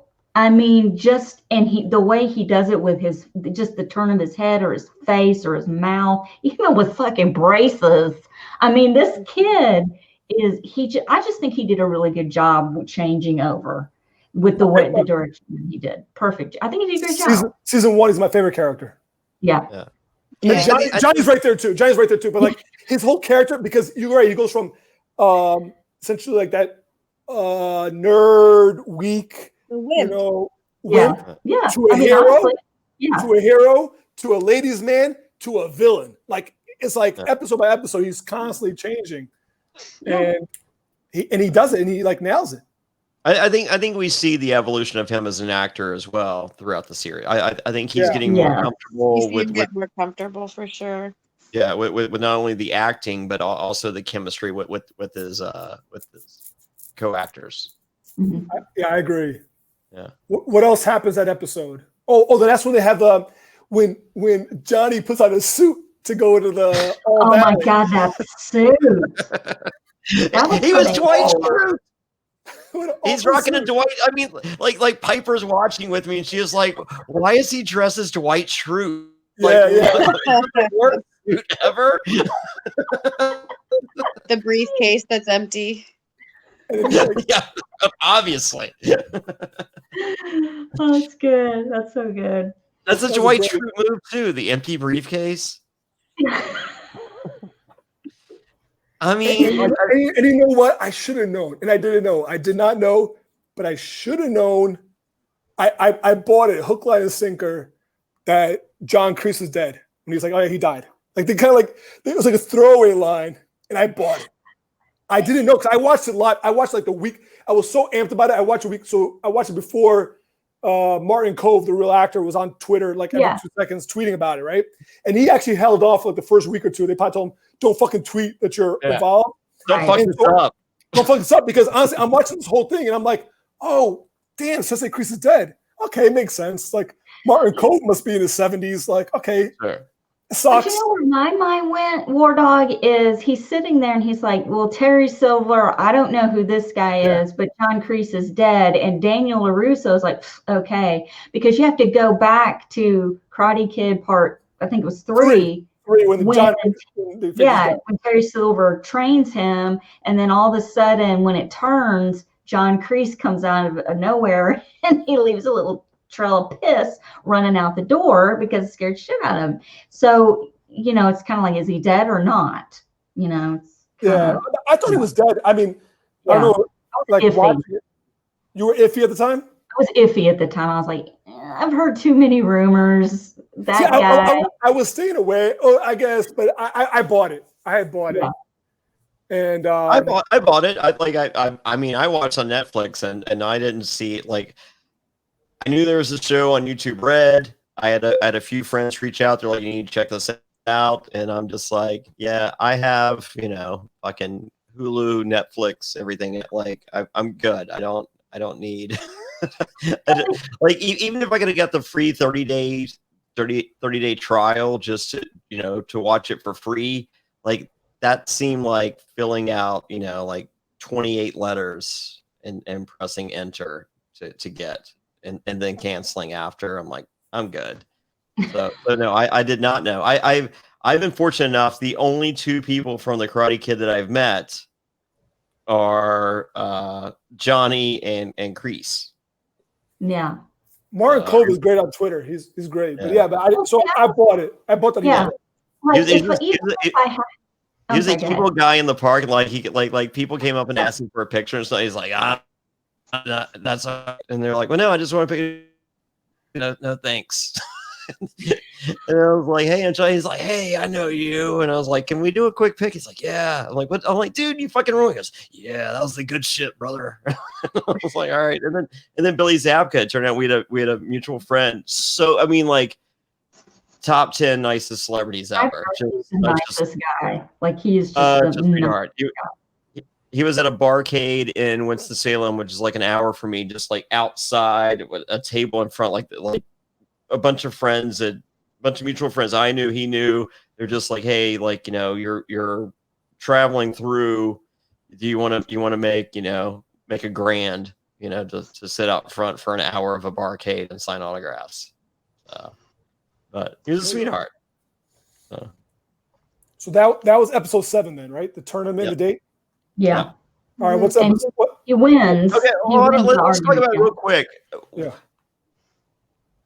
Would a dojo really be banned for life from a karate tournament? I have so many issues with this because John Kreese's picture is hanging in the hallway. It's like Russell Hands at a Survivor finale. Yeah. Well, I mean, so if you would have really have Russell Hands' picture. If you would have just named the dojo anything else, it would have been fine. Like, it's just the name that's the same. Yeah. Like, it's like, like the first movie was great, very realistic. It was kind of realistic. It's a real movie. Yeah. The second movie, a little bit, the last fighting scene in Okinawa was a little bit extreme, but okay. Yeah. The third movie jumped the shark. Karate Kid 3 jumped the shark, right? Oh. Everything about it, Terry Silver and the whole thing jumped the shark, and I could see how what was it like? He traded like chemicals. I don't know what the fuck he did. Millions, but like there was some underhanded shit where they bought Mike Barnes to come and fight, and like the whole thing. I could see why the dojo would get banned, but I don't know. I've heard rumors that the guy that played Mike Barnes might show up in season 3, and I'm like, no, he freaking ruined the third movie. I don't want to see him anywhere near it. I'd rather see his sidekick friend who was just as pointless as he was. Snake. Okay, Snake. I'd rather see Snake. No. I think we're gonna. Well, let's not talk about no spoilers. No spoilers. Okay. But I would like to think that we're going to get callbacks in future seasons. Just hopefully just quick nods and nothing more. Like I don't need an episode or more. I mean, like, we're talking 30-minute episodes. They're trying to make every word count in their dialogue. Like, if we get a nod here or there, I'm more than cool with that. And honestly, I think they gave the nod. They at least they didn't pretend that Karate Kid 3 didn't exist. They gave the nod to Terry Silver, Mike Barnes in that episode. They did. They did. So, all right. What's so for those of you listening and not watching, we lost Victoria potentially, temporarily, possibly forever, but I don't think she died. So, but just her phone probably died. Her phone died. Her phone got beat with a belt, the silver end. Yes, the silver end. All right. So next episode, episode 8, and just like a snake, gotta love it. Jonny prepares his Cobra Kai students for the next All Valley Karate tournament, and in turn, he is inspired to clean up his life. Daniel is still unaware of his new pupil's background, but as events unfold, it seems nothing has changed between Daniel and Jonny in 30 years. Is this where they get together and go on the car? Like they're singing REO Speedwagon together? I think so. This is the episode, right? That's great. That's like what I remember the most. Like they become because his car gets torched. That's what. Yeah. This is the episode. They first bond over Allie. Yeah, and the Facebook. What's Facebook? Yeah, they bond over that. And then they both like make jokes about how her husband looks like a tool. And he's like some sexy tall man that's like a doctor. And he's like an oncologist. He's like in a ski resort. Like, oh my god, look at this tool. What a loser. What a loser. God. And they're doing REO Speedwagon in the brand new. He's got the brand new car. No, he's still got the old one now. No, they were test driving it. They were test driving the new car because his car got torched. Now, who torched his car? Louis. Yeah, Louis. The guy who thought a dog climbed up the thing and took a shit. Okay. Yeah. Yeah, with some bikers because they were potentially exploring a motorcycle franchise to coincide with his sleazy used car dealership franchise. they were gonna incorporate sleazy used motorcycles. Everybody's got that relative. Yeah. Everybody's got that relative. No, I popped for the REO Speedwagon because my roommate right before Survivor was Kevin Cronin, lead singer of REO Speedwagon's son. Wow. That was my roommate right before Survivor. Wow. So this is the episode where he takes them to the junkyard, right? Train for the fight. I think so. And it was like massive dogs. Also like running for he to the dog whistle. They also like running for their lives. And then this is also like the episode in which Miguel starts getting jealous. He thinks that something's going on. He goes into the house to say hello, and he sees like Robbie there in the backyard. Oh, Robbie. Yeah. And then we get the Robbie's acting in the backyard. You should not be jealous at all. Yeah, why are you upset? Look, watch him act. No, stop it. It's fine. Just keep going. And then I think this is the episode where the mother comes back, so I think it's pretty cool. Yeah, I enjoy the mother in that she's so hateable. Like I never wanted to see her again, and she comes back, and I'm just like, oh, I hate you even more. And I'm just like, you know what? Well done. I mean, like that's the goal, right? I mean, she comes back for one episode without even talking. Like I think it's like that's her quota, one episode per season. But like she does her role for that one episode. Yeah. But she'll go down on you if you buy her dessert. So that's what No, not that mother. Talking about Ralph Daniel LaRusso's mother is in that episode. I totally forgot that. You're talking about Robbie's mom too. Oh, Robbie's mom. Yeah, Robbie's mom. If you buy apple pie, that's not Mrs. LaRusso. Nobody wants to buy dessert for that. Okay. I know you like Allison, like she can go down. I'm like Mrs. LaRusso. I'm like, come on. Yeah, you're getting the hand job and not hand jab from Robbie's mom. No problem. You just little extra butter on the popcorn. That's right. And so will she, apparently. Robbie's mom is pretty. She's like her. Maybe it's her character, but she's like very unattractive. Robbie's mom. Yeah. I think it's just the way she carries herself, the character. You know what I'm saying? I'm not saying about her. Yeah, no. As I said, I think she's really good at what she does. Every time I see her, I hate her, but that's the goal. So I don't like she's potentially I haven't searched her on Instagram. Like she might be like the hottest girl on the planet.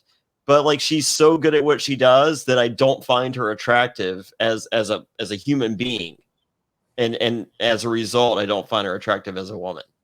But she did bring up a good point to Jonny. Like, where were you the whole time? Where were you when he broke his leg skating board? Where were you doing this? Like, as much as she lacks motherly qualities, she was there in some key points when she was at some point where Jonny didn't have any of that. So yeah. I mean, and it's not like Jonny taught him how to do his hair. Well, yeah, I was about to say, like, he could have come back at her, like, well, where were you when he got his hair cut? No. Yeah. Where were you when he couldn't afford the milk? Is he in cereal with water? Where were you when he was stealing laptops? That's right. From his friend who got fired subsequently. Minutes Had to later. 100% got fired, right? He might have got arrested charges. It may have got like, He's not a good friend. He's not.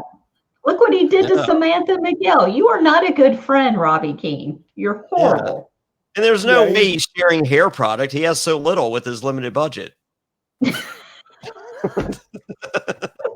Oh man. Hair product. All right. All right, Are we ready for yeah. Because this is an episode also. I think this is the episode where Robbie's like, he's making him do all the wax on, wax off shit, and it's like, oh. Yeah. Yeah, he's doing the thing with the cleaning the windows, and then Daniel goes, "Oh, I love this part," and they have the whole like moment that they had. Which, look, I'm just gonna say, yeah, that was a cool moment, but nothing tops that moment in the Karate Kid when Daniel is sore, busted, bruised. I'm so doing amazing. all this shit, and he goes, you know, I mean, that is a 30-second scene, but every time I have to rewind it because it still gives me chills. When I saw it for the first time when I was 7 years old. I'm 43 now, and I still have to rewind that. It is amazing. Yeah, he's like, oh, I'm tired. And he's like, show me sand the floor, show me this, show me that. And he's doing it. And he's like, make all the blocks. It's a great scene. Yeah, in the Karate Kid.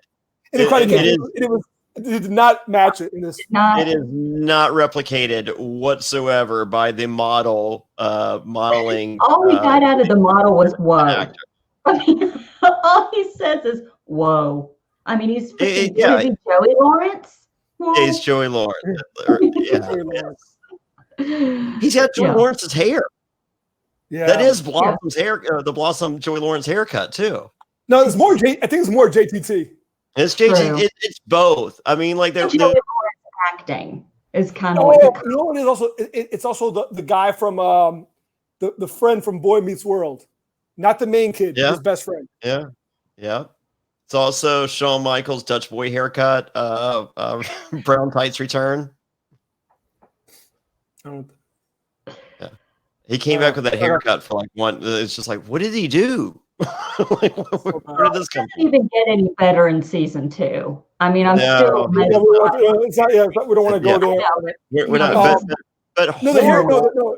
No, it doesn't. Horrible act. I mean, like this was a moment, and I think it was a moment that we were all looking for. Like we're like, this has to happen. I mean, you know, the wax on, the white, like it's so instrumental in the Karate Kid. Like possibly the biggest moment in the Karate Kid is that that's what changes Danielson.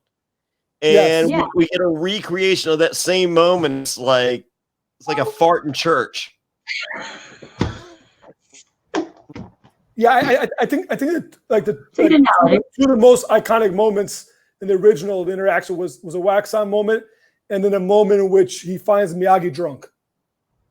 Yeah, and he finds out that he had a son. And he was also like a Medal of Honor winner and all this stuff, and he kind of puts Miyagi to bed, and almost like that's when he becomes like he goes from a pupil to like I'm becoming a man that could take like, and those are like iconic scenes. So it's a shame because even the music in this one was good. It was good music. He's doing the flag, but it's just Robbie doing it. And then Robbie.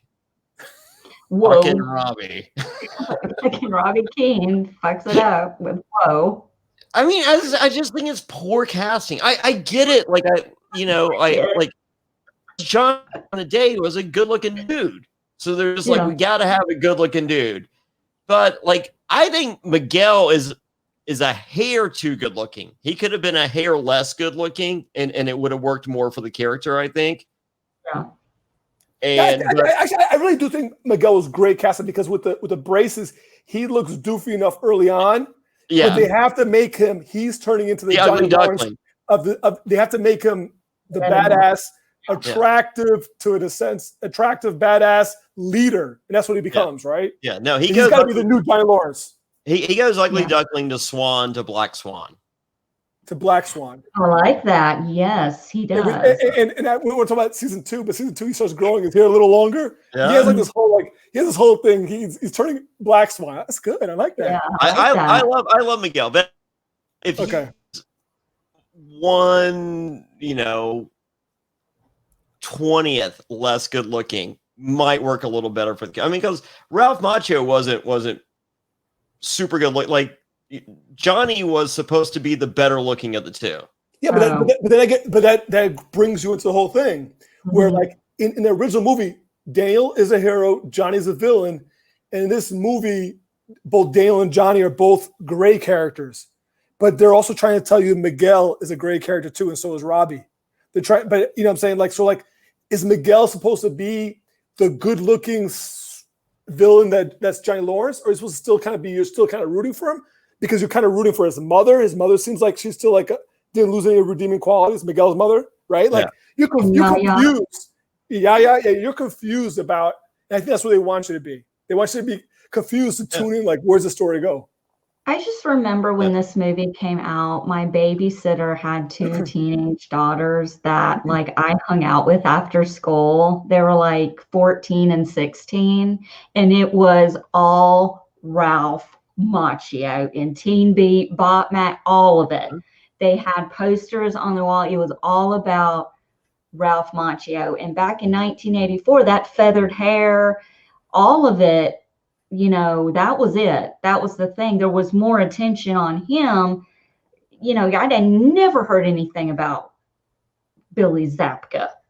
Yeah, well, I mean, I'm saying that the actors made thing that Jonny was supposed to be initially perceived as the more handsome of the two. Yeah. And then, you know, much like that we've seen with Miguel on Cobra Kai, it's an ugly duckling type scenario in which, you know, we saw Ralph Macchio go from ugly duckling to the swan at the end, and he became cool. Yeah, but see, he looked the same to me during the whole movie. Yeah, he did. Changed like Miguel. That shows the lack of versatility of him as an actor.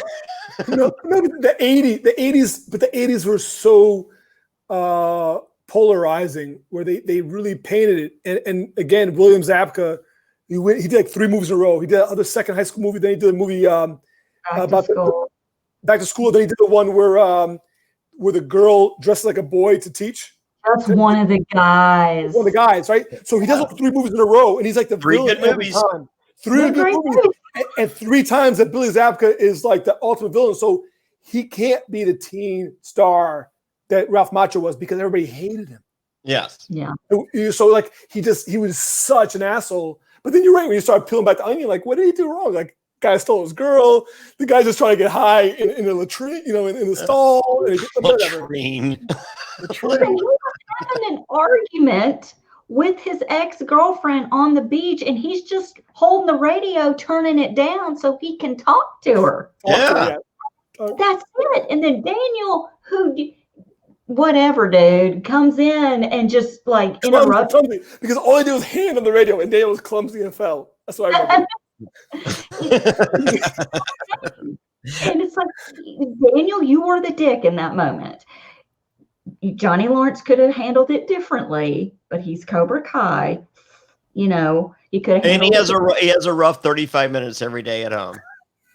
He does that wearing on his soul. Just got done with dinner. He's with the boys. He's around. It was nighttime. He couldn't go to the beach during the day and play soccer with his ex-girlfriend because he had to deal with 35 minutes of terror at dinner. And then you know Dutch was late at the meetup when they all had to meet up with their motorcycles, right? Dutch was never on time, obviously. Yeah. So they get there, and it's like pitch black. It's probably like 10 p.m. by the time they get to the beach, right? Yeah. He's annoyed. He told Allie he'd be there by 6. Night before school starts. By the way, if anyone remembers. Yes. That is so annoying. Poor Johnny. But so speaking of parties, episode 9, did we do the episode 9 write-up? No, here we go. Episode 9, different but same. How great are these titles? Are they really kicking butt with these titles? I mean, they are. All right. Escalito might be one of the best. Yeah. Quiver, Quiver.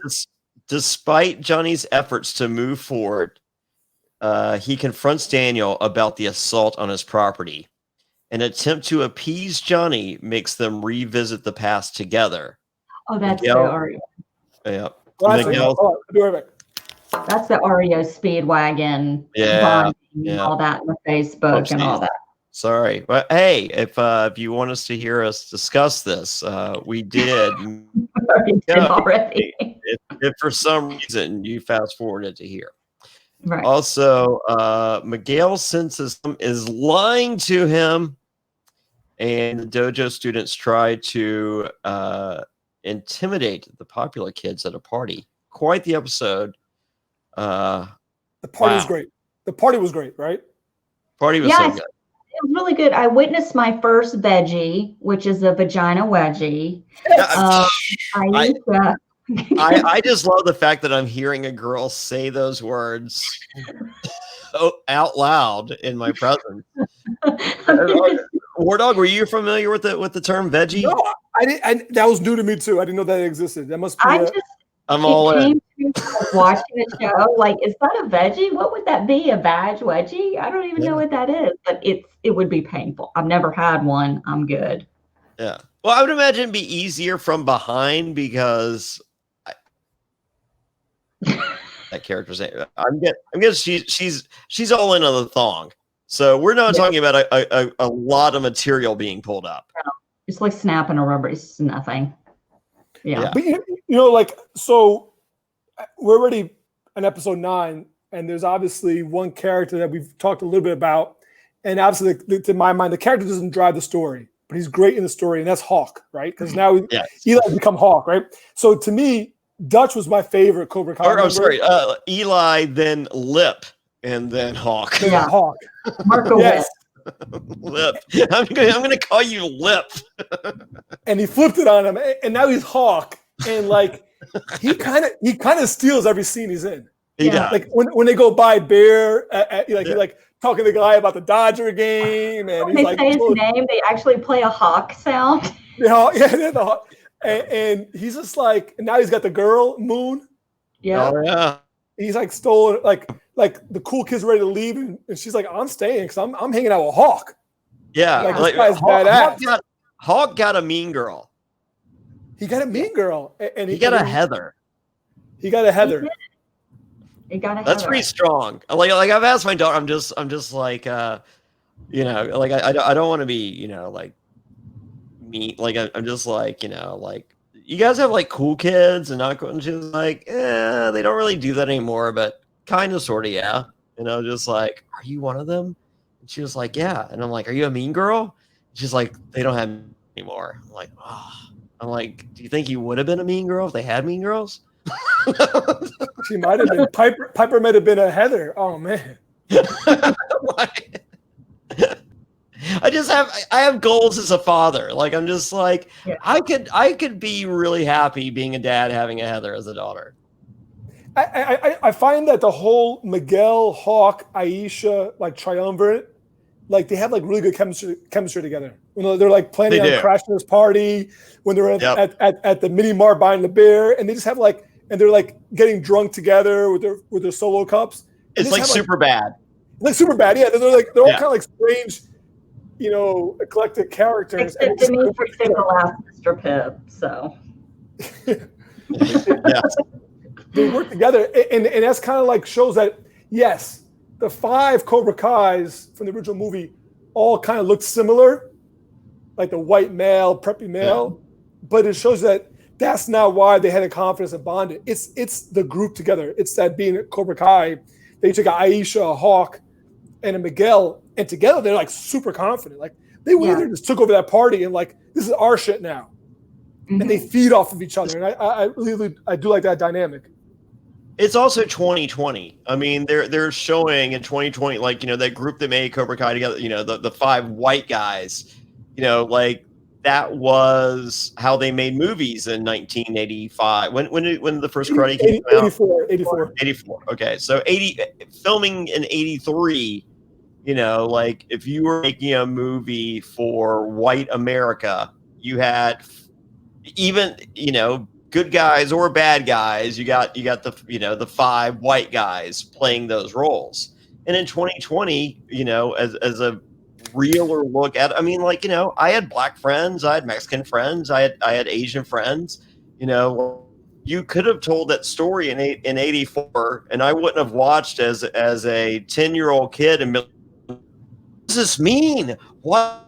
A black girl and a Hispanic guy and a white guy hanging out together. I'm so confused. I never would have thought that. I grew up in the last capital of the Confederacy, so I would have grasped that. But that's just how Hollywood was in 1983.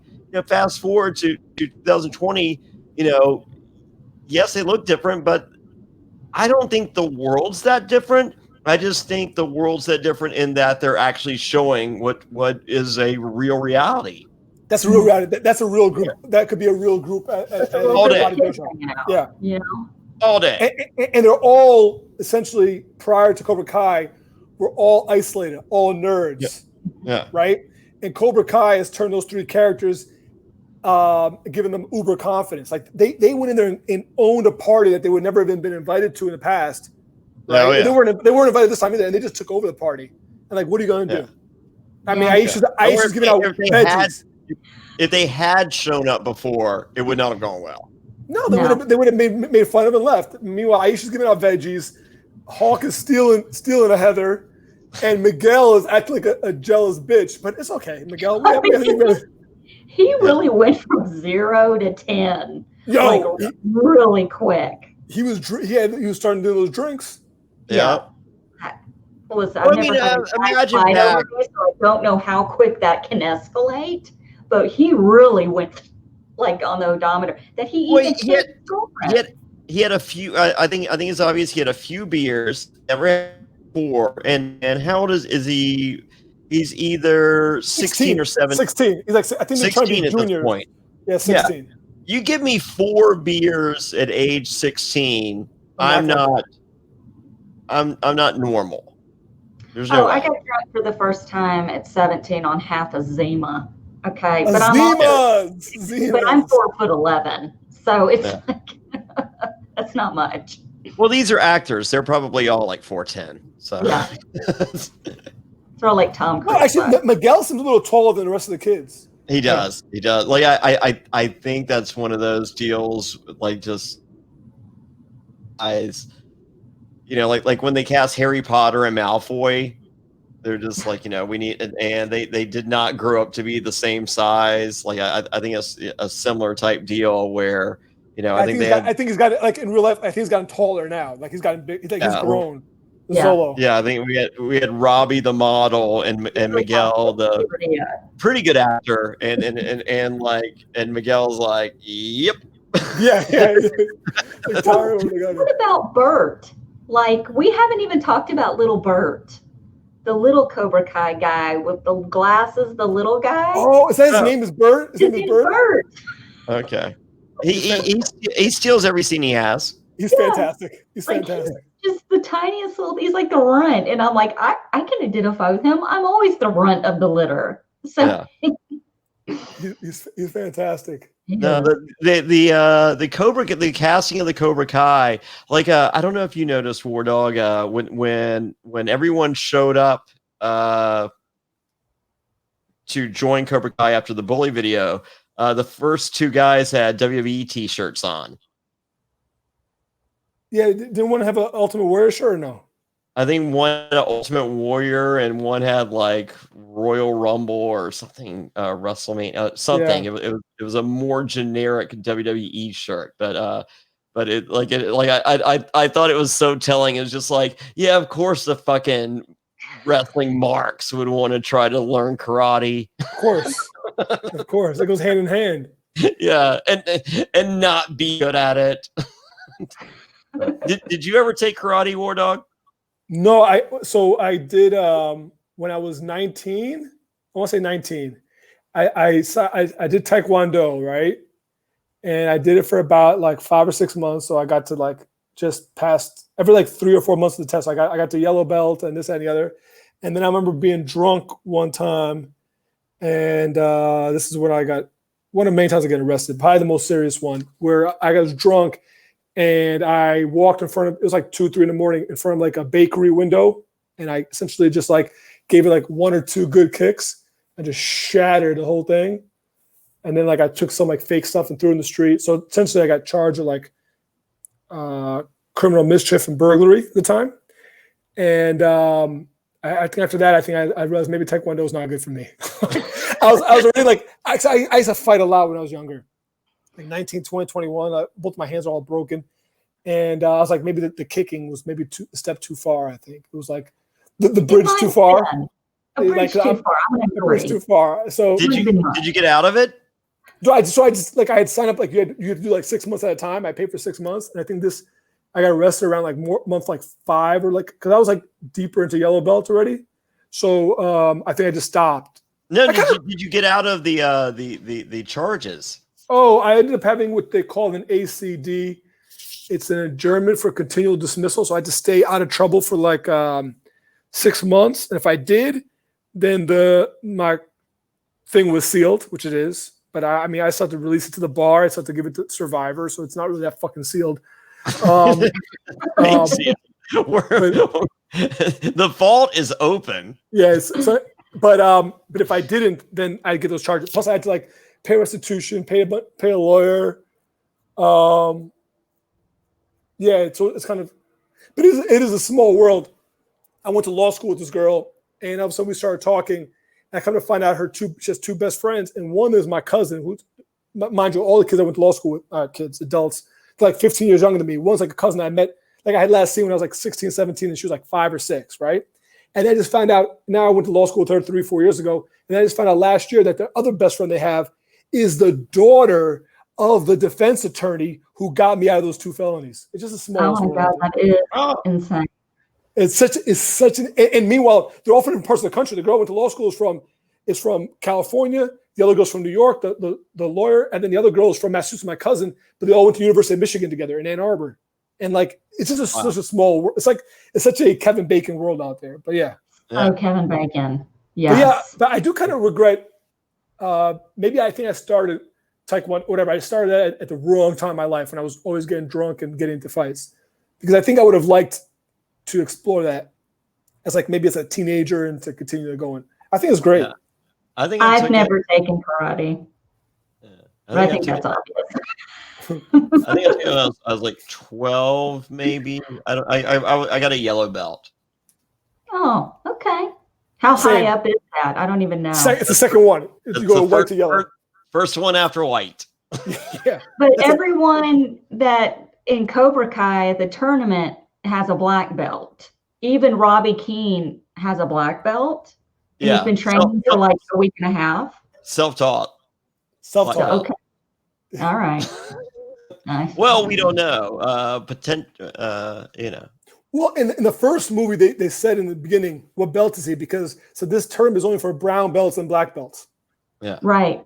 And if you notice, I didn't notice until I rewatched it and I was older, but the Cobra Kais in the film, the black belts are wearing the black gi with the cutoff shirts, and the brown belts have brown gis. Because there was a couple of Cobra Kai, there's like this one fat guy that got beat by like the other not Daniel LaRusso.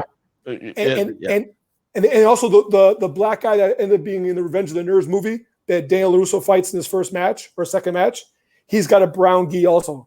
And so does Jimmy, the one the Cobra Kai who doesn't talk at all, the one of the 5. He has a brown gi and a brown belt. That's just, it's pretty interesting how they do that. Yeah. Wow. It's like a very dark brown. It's very dark brown, but yeah, it's brown. Wow. That is, I'm impressed. It's very rare that people impress me with their movie knowledge. Wardog. Nothing would make me happier. Nothing would make me happier to see you as a brown gi Cobra Kai. Please dress up like that for Halloween. Imagine that? I'm Jimmy. Yeah, I'm Jimmy. More words than Jimmy ever said. What color was Bert's gi from Cobra Kai? Bert. No, I think these kids all got the black one. They all got the black one. Yeah. Okay. Yeah. bird, little bird. That much attention to detail. So episode 9 leaves off. Also, one thing I guess we have to discuss it. I hate to have to discuss it, but Dale finds out that Robbie is Johnny's son. Yeah. Oh well, hold on real quick before we get there. We also see another homage in that, you know, goes to push Robbie and accidentally pushes Samantha. Yes, at the party. Yeah. So and that's, you know, an homage, you know, to Jonny and Daniel at the party by the beach, kinda, you know, like. You know. Yeah. So, all right. So we understand that Miguel doesn't know how to drink. I mean, I think it was pretty obvious that he was drunk. He's 16. He's never drank before. Isn't Samantha kind of a shitty girlfriend if I can be like, well, that's it? Yeah. I mean, it's like, has he ever been drunk before? No. I mean, I'm not saying he should. You know, she's upset, I think, that he just hit her. But getting in a fight. I mean, I didn't even feel that he hit her. Well, here's the thing: she and Robbie are coming down the hill holding blankets and holding hands. Yeah, like their fingers are intertwined coming down. I'm gonna bust out into fight mode, and I'm not even a fighter. I mean, I'm like turn into Scrappy Doo in 2.5 seconds. But and Robbie was kind of a bitch by letting Samantha get in front. Like, you know, this motherfucker is self-taught karate in a fucking week and a half. He doesn't have the reflexes to move the girl he's trying to steal out of the way and take that punch himself. Right. So it's his fault. Let's just blame Robbie. It's Robbie's fault. It's Robbie's bad acting that caused Miguel to lose his relationship with Samantha. Robbie got drunk, he accidentally hit her, but it's freaking Robbie's fault. Yeah. It's Robbie's fault. It's just his fault. I'm done with him. Ugh. All right, so I mean, Robbie was totally trying to steal the girl. Like, there's no doubt about that. Okay. Yeah, that very believable limp all of a sudden and gets Samantha out of the house and then starts walking normal while they're still in view of the mother. And she said, yeah, let's go to a beach party. My boyfriend is probably wondering where I am. And then his face just changed. Well, it doesn't change. It's the same face. But it's just like... He knows your boyfriend's going to be there, so he's purposely going to grab your fucking hand walking down the hill up towards your boyfriend. Right. Wants to make sure she doesn't fall. Just grab her arm. Yeah. Just grab the arm. There's no need for this. No, the hill was steep. It was a steep hill. Yeah, but she's also a damn hill. She too is a master of karate that I think can walk down a fucking hill. She knows balance. She knows how to balance. She's been on that log. She knows. Yeah, she's been on the log. She's been on the log for hours. Wait. Before we wrap up this episode, can we talk about briefly the uselessness of a character that is Daniel's son? Oh my God, yes. Antonio, is that his name? I think his name is Antonio. He has one redeeming quality. When the dad takes away his whatever toy he has, he's like, Alexa. He's like, Alexa, order me. Order another one. And they're like, no, Alexa, order me another Nintendo Switch or whatever, PlayStation. What was it? Was it PlayStation Vita? Whatever it was. I didn't know what it was. That was funny. And once again, that was a nod to like they don't think they could get Nintendo Switch on board as a sponsor because it's YouTube Red. And they're just like fucking PlayStation Vitas or PS Vita. No one's buying those motherfuckers. Like they could use that. So let's write in PS Vita and hopefully get that sponsor money, even though it's not there yet. Well, this kid did defend his dad at one point in one of the episodes. The Armenian guy, his son, was at the table with Antonio. Like, well, my dad could do that. Well, my dad knows karate and could beat up your dad. Well, why don't you know karate? I would be trying to teach my son karate. I think he's tried. He's tried. Yeah. Samantha got his blood. Well, what's the son's name? Antonio? I think it's Antonio. I think Antonio is a reflection of how Daniel's given up on what was good about his life. I think Antonio's born like right after Miyagi dies, and Daniel's given up on like the teaching karate, like his moral code, all the things that made Daniel a good person kind of slack off when Miyagi dies, and that starts the lifespan of Antonio, and he's representative of the slack that is in Daniel's life today. And he doesn't even make his son get a haircut. Yeah. Like he just looks like I don't care, but I don't even want to be a dad right now. He looks like the kid that eats the cake in Matilda. I eat many cakes. The kid that's eat the chocolate cake. I still haven't figured, at least in the first season, I haven't figured out his purpose as a character, but maybe he's so worthless. That's it. I think he's representative of Daniel giving up on. Yeah, I think so. Yeah, I think that's true. Yeah, he's a visual illustration of that. He obviously raised Samantha differently in her first 2 years. He definitely showed favoritism. Yeah. Yes. At breakfast, remember he's like, where's the banana rama pancakes? And he's like, eat your muffin. And then all of a sudden she's like coming down and he's like, hey, I'll make some banana rama pancakes. And he's like, wait, what about me? And he's like, I just asked for that. Your sister.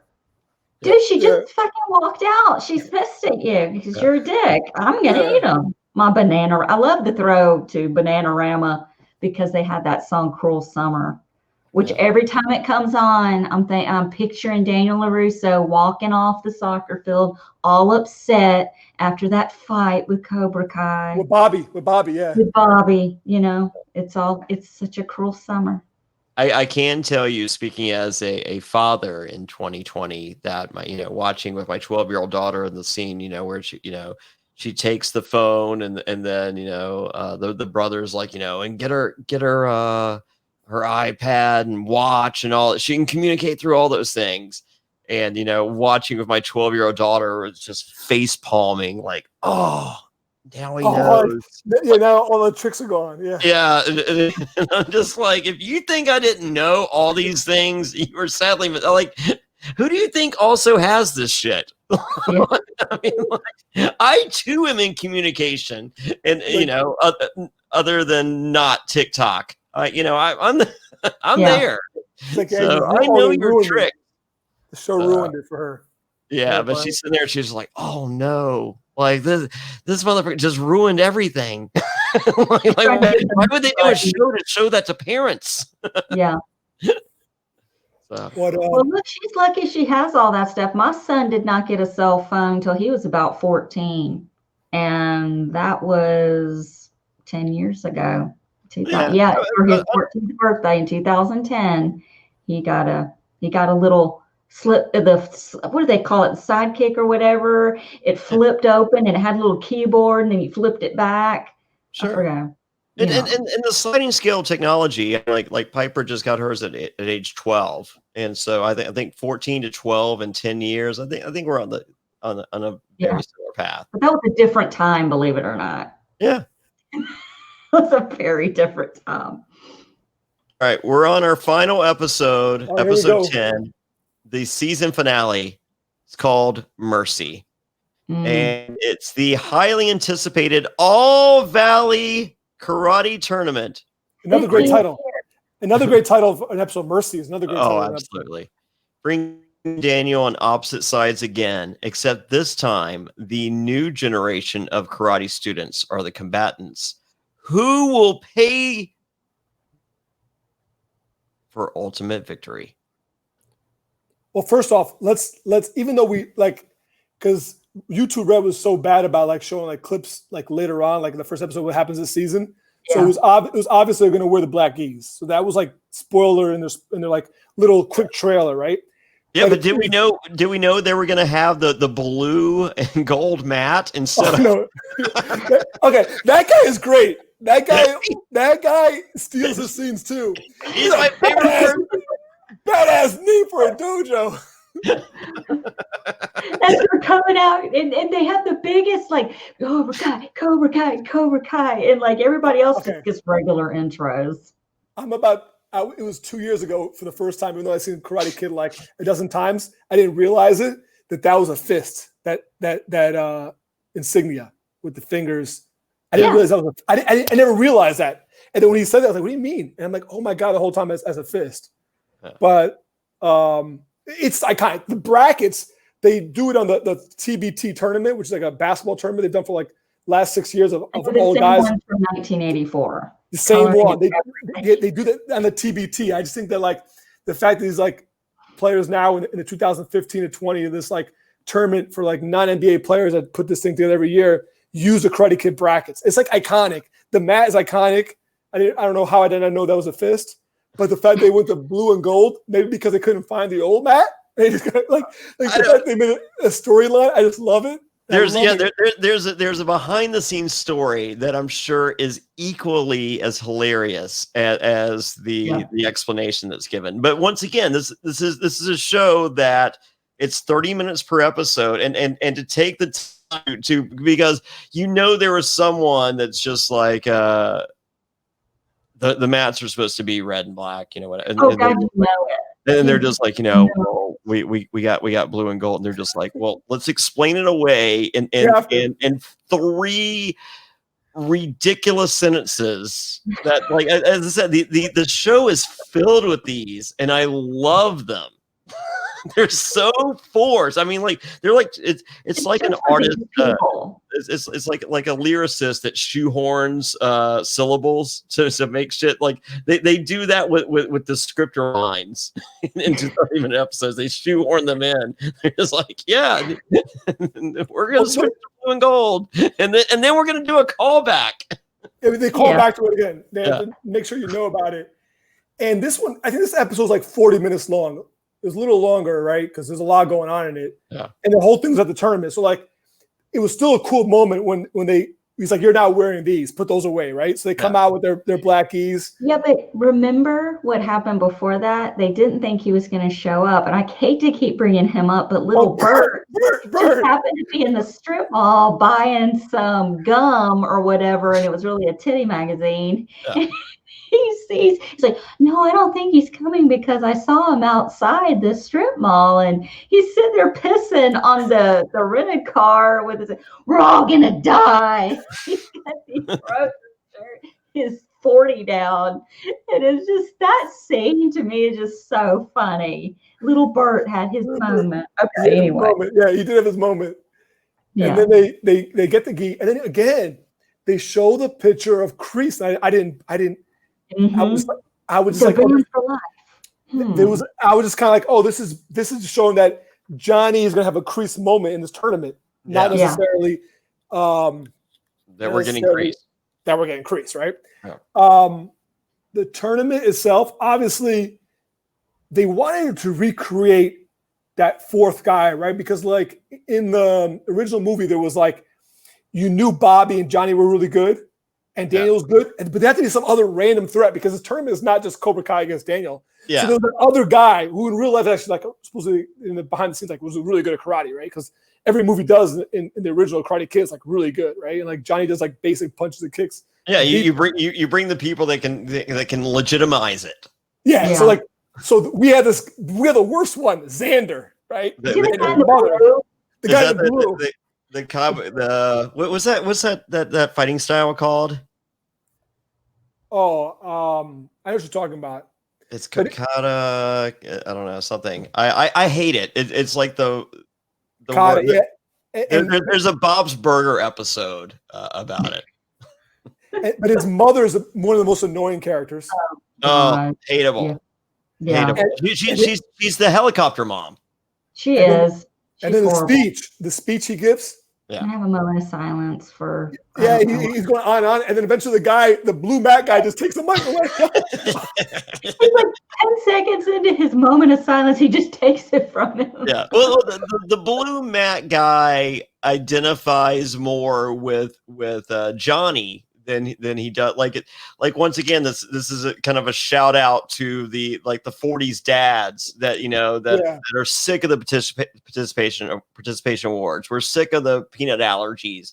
it's just like, we got it. Like, like the Cobra Kai, badass name for a dojo. He's like a badass name for a dojo. Yeah.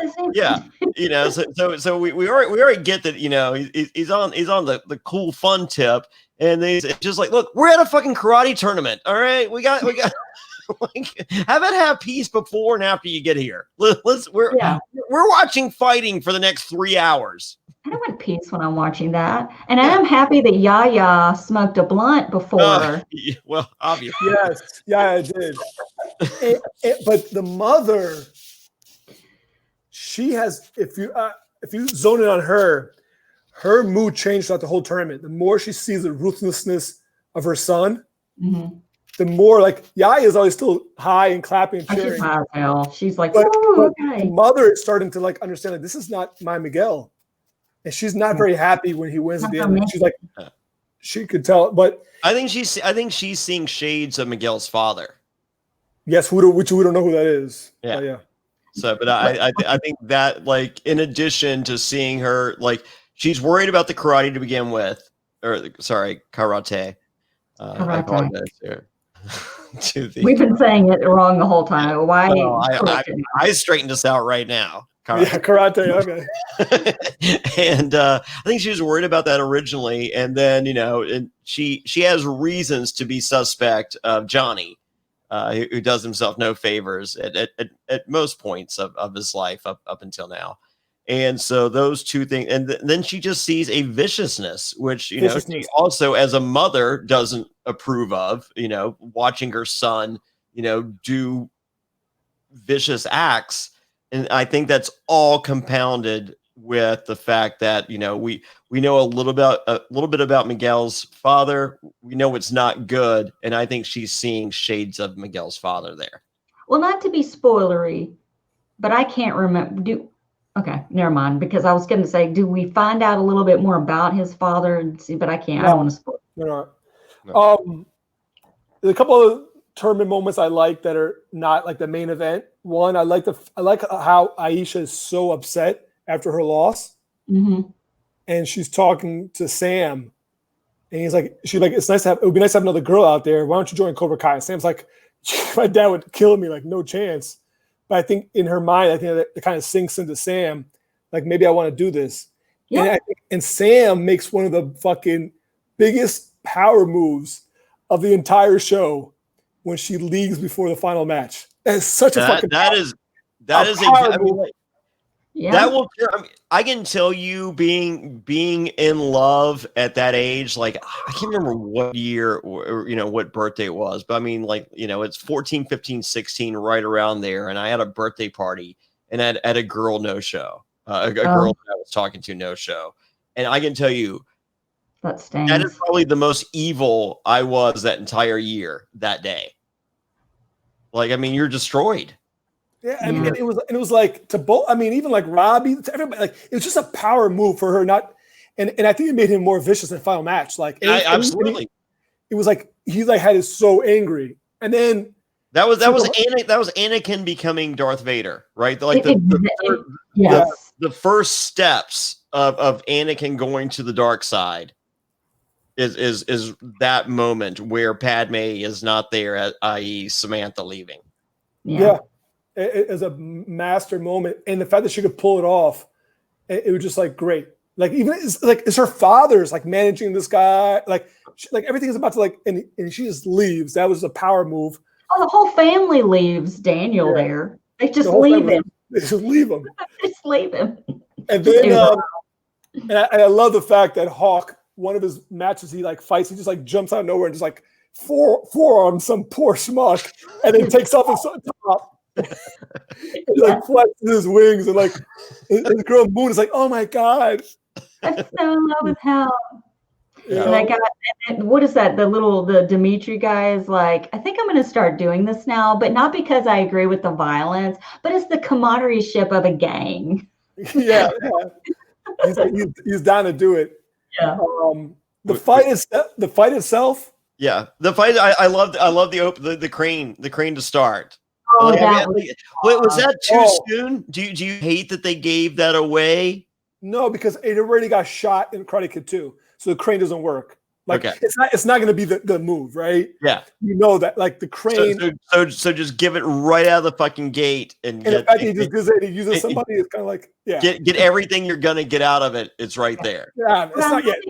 But it was a big to Daniel. It's huge. But at the same time, like could it have been built up for more? And I think the Wardog has a valid point. It was so discredited in Karate Kid 2. Oh my God. There's no there's a little bit of juice there. Get that just squeeze that old lemon right now and then cut open a new lemon, because if you're trying to make lemonade, there's nothing left there except that little bit, and get it. Yeah, and they got it, which is like a FU. The only thing that was left was an FU. From Jonny directly to Daniel. Yeah. Okay. I'm cool with that. Because I was wondering if there was any more meat on the bone. And I think you're right. I think it was just like it was ruined as a finisher. Karate Kid 2. Karate Kid 2. I think they even tried it in 3. Or maybe they did. I don't know. It's like Ric Flair with the figure 4. It's just like, when does he win a match with that? No. It's Jericho the Codebreaker in 2001. There you go. That was like a movie had that. Yeah, it's like now it's like it's not even a move. It's okay. Yeah. The match itself. I guess you watched it the first time, I wasn't sure who was going to win, but then once you built the injury in, it seemed like it was a logical storytelling to have Miguel win. He was training longer. He was not hurt, and obviously it pushes the narrative further to have Miguel win. And to have Cobra Kai win, versus like Daniel beating Jonny. The match itself is nothing to write home about. But it's the aftermath of that match, which I think is like 4 straight scenes that each one gets a little better than the next, that are just amazing. And it really maybe, and you, Jonny, were fortunate enough where you're just like, okay, let me watch season 2 now, because you watched it together back to back. Me and Allison had to wait a year after watching that, right? Oh my! I've been pretty fortunate. I mean, like I'm usually out of the. Well, I'm not usually. I am out of the loop at the beginning for like Lost. I started season 4. Game of Thrones, I think I started like right after the finale, which was the perfect time. Well, other than having to watch the final season, but like Breaking Bad, I think I started like season 3 or 5. Like I've been so fortunate in these shows. They're just like, they're really awesome, and I'm like, all right, cool. And then I'll check, and I'm just like, and they're there. And so for me, like, waiting from a season 4 to a season 5 is like, oh, this sucks. But then I take a step back and I'm just like, it's only your first time. Yeah, other people suck for 3 straight years now. Before a lot of motherfuckers wait a lot longer.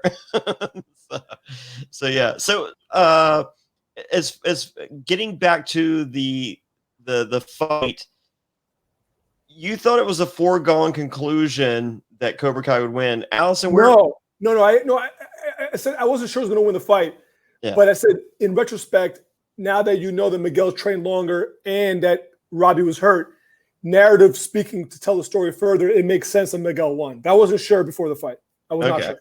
See, I didn't know how it was going to go, and I'm watching Miguel become a bad guy in front of my and I don't like it in a sense of, oh man, Miguel, you're better than this. But then, there's part of me that's just like, I'm a bad guy. I love bad guys. This is awesome. This makes me so happy.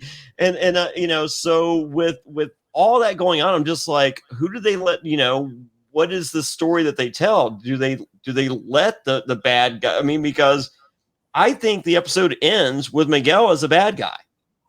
Yeah, I agree with that. And I also think that, like, Jonny, if you watch towards the end of that fight, he's shaking his head no. He's like, he doesn't agree with it. He's not even happy with it. Yeah. He goes up to his son, and because there is a moment, after he hurts his shoulder. Oh, that is so great. Well, he has that might have been ruined because, like, rumor and innuendo, we might see that down the road, and I feel like they threw that away as a joke here in season 1. He had a good conversation. Daniel had a good conversation with Robbie about his, look, he's your father, no matter what. And I think that when that fight was over and he went up to his son, and that was a kind of a tender moment, but still watching his son walk away with his arch enemy had to sting so much. But watching that fight for the first time and how Robbie was injured and he's fighting in one arm, you know, and I'm sitting here thinking, Miguel's going to win. He's going to win this fight. There's no way around it. They're going to have to flip it, because in the original movie, it was Daniel that won. And if you're going to continue this story, you can't have things are reversed. Yeah, you can't have the same story. Yeah, narratively, it has to be. In retrospect, like when I'm watching, I'm not 100% sure, and I'm starting to think, but now in retrospect, the only choice is for Miguel to win the fight. Yeah, to do the reverse of the Karate Kid. I mean, the story begins of Cobra Kai episode 1 of, you know, Johnny's kind of good, Daniel's kind of bad. So if we're gonna end the first episode like the first movie, you know, instead of the good guy winning, let's let the bad guy win. Yeah. Because you know, it's just the symmetry to go across the story. You know, we're reversing from the beginning. We have to reverse at the end. And you see that scene. So like when Allison talked about it, when he talks to Robbie after the fight, he's trying to apologize. And Robbie's like, I understand. He even calls him dad. Yeah. It's okay. It's okay, dad. He says, it's almost like he's like disappointed in his dad. But he understands it's okay. And he walks away with his arch enemy. And then Miguel's like, this is for my sensei. And he's like celebrating, right? And so Lawrence. And Johnny's not into it. And then you start seeing him. His mom goes talk to Miguel, and Miguel's looking around like, where's Samantha? Where's Samantha? Dimitri's like, oh, she left, man. Like, but let me tell you why I'm going to join Cobra Kai. And Miguel is like, he's not there. Yeah. The conversation with Dimitri, he's like, I'm not big on the violence, but he's not there. He's like, oh my God, what do you mean Samantha left? Like, where's she at? Like, you know what I'm saying? Who's she fucking is all he's thinking. He's like, I just beat the ass of the one guy that I thought she might be fucking. Who else is she fucking that I need to fuck up? That's right. And then, so mind you, my non-spoilery ass, the week it came out, I literally binged it in 2 days back in April 2018 or May 2nd, whatever it was. You're watching it, then they flash back to like that cool scene of Samantha doing her like karate thing. It's really quick. Like she's like doing a roll. You're like, oh shit. So Samantha's going to get into it because obviously like amongst the non-karate performers in season 1, Samantha was the most dynamic character. Like I like to see where her story goes because she's actually like, her character's interesting, right? Yeah. She got a little love triangle going. Plus she's like, actually like, you're not annoyed when you see her on the screen. Yeah, she's a better actor. She's a better actor, yeah. Once again, thank you, Robbie, for making everyone a better actor. He would make, by proxy. and then I tell you, man, I'm watching this, and I'm watching with a friend of mine at the time. I dragged somebody in the show with me, and I'm watching this, and all of a sudden they're in the car, Robbie and Daniel, and they're going like to like the train. I said, holy fuck! I recognize the street from Karate Kid every time he went. Yeah. I was like, they're going to me. I was like, holy fuck! Like the vision opened up, like where, because the road's kind of dark, and that's what I said, holy fuck! And then all of a sudden, like, and it's still like on the main street. There's still like lights. They're not even in Miyagi's garage. And then they pull in to Miyagi's garage, and obviously, like you see a little bit of that one car because he owns. And I know already he owns the yellow car. So the rest of the cars are all. Miyagi left that all to him. You know he did. Yeah, and like the other cars, they're all covered, so they're probably nothing, right? But he has a little. That's actually the original yellow car. And then he goes to the backyard, which actually now behind the scenes, like they spent a bunch of time to build that in Atlanta, like that, to recreate that whole like backyard. And he turns the lights on. He's like, and it's like that serene. He's like, welcome to Miyagi-Do Karate. And he was like, wow, this is such an emotional way to end it. And then it's not ended. Yeah. Okay. And as much as you're ready, I mean, you're ready to get up from the couch. Yeah, like, it's like that's all I needed. Game on, right? Yeah. And as much as episode 5 might be my favorite episode, my favorite scene, and I think I rewinded it 10 times again, is that last final scene. You hear the door swing in. It could be anybody, right? Probably Miguel, whatever. And then you hear the voice, and I immediately said, holy fuck. That's John Kreese. That's John Kreese. Yep. And he's going to a cigar, we're back on top. They all counted us out. Yeah, and he smokes those in real. I mean, like I met him in the parking lot of a Comic-Con. We were hanging out, and he's like, "Oh shit, Johnny," smoking a cigar, yeah. And he's like, and he says the story has just begun, and you see Johnny's face, and he's like ghost white, like he's, and they ended, and that is incredible. One of the best ways to end a season ever. And here we have to wait. But the funny thing about that is, I was watching that tonight with my husband, and when you see the silhouette of John Kreese and you hear his voice, my husband was laying back in his chair. He kind of sits up and he goes, "That's the guy." He goes, "Isn't that the guy?" And I'm like, "That's the guy." Oh, so your husband saw for the first time? Yeah, he's seen the Karate Kid, but he'd never seen Cobra Kai at all. Okay. So he was like, it just seeing his excitement. Yeah, sweep the leg. So I mean, sweep the leg Johnny is a top 20 line in cinema. Yeah. but you hear his voice, and then all of a sudden you realize who it is, and then he finally comes out of the silhouette, and he's got that smile and a cigar, and he's like, takes out, the story has just begun. He's like, it was like they all counted us out. Yeah. He goes, but we're back. Now we're on top. And he's like, in that line, I remember keep watching. I'm like, holy fuck. And I was like, how did I not see this the whole time? How did I sit here and not realize he's still alive? And how did and the writers, how did they keep it a secret from all the previews? So the first couple weeks said no mention of Martin Cove. And how did they just fucking nail that scene so perfectly? His little monologue was perfect. The way he looked with his Botox in his face, and he looks awesome. Oh, he looks amazing. He looks.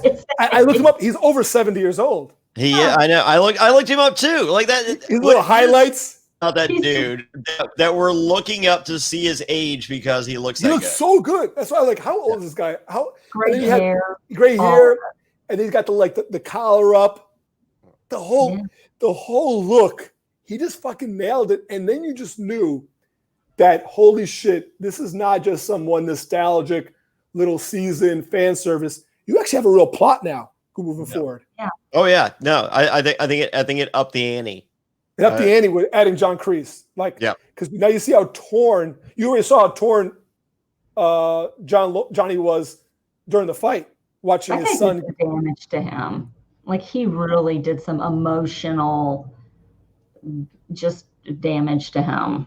Yeah, I mean, his life's been shit for the last 3 decades, right? 3+ decades. Yeah. You see that ghost. It's like, think of the one person that you would hate to see that's still alive, and they pop up in your life, and it's like a trigger of some kind, and it's like, I can't, Well, he lost the girl to Daniel. He loses the fight that is for all given purposes his to win. Like, that's his tournament to win. He's supposed to be the grand champion. He was a cool kid. He loses the dojo because the dojo's done after that, right? All the kids quit. Yeah, the Cobra Kai is finished. Yeah. So his friend group is dismantled, and then the person that he looks at to be the father figure, other than those 35 minutes at dinner, that guy is not there to console him. Say, he's actually there to choke him out. He's there to break his arm. Yeah. Yeah. It just, and if at that point he's feeling this low because he feels like, he's like, "What do you mean, Sensei? You taught me no mercy," Miguel, right before the last point, right? And he realizes that at that moment that he taught him like John Kreese, but John Kreese is beyond a flawed leader or mentor, and he feels defeated as he's drinking his Miller High Life in his office, even though his dojo is popular as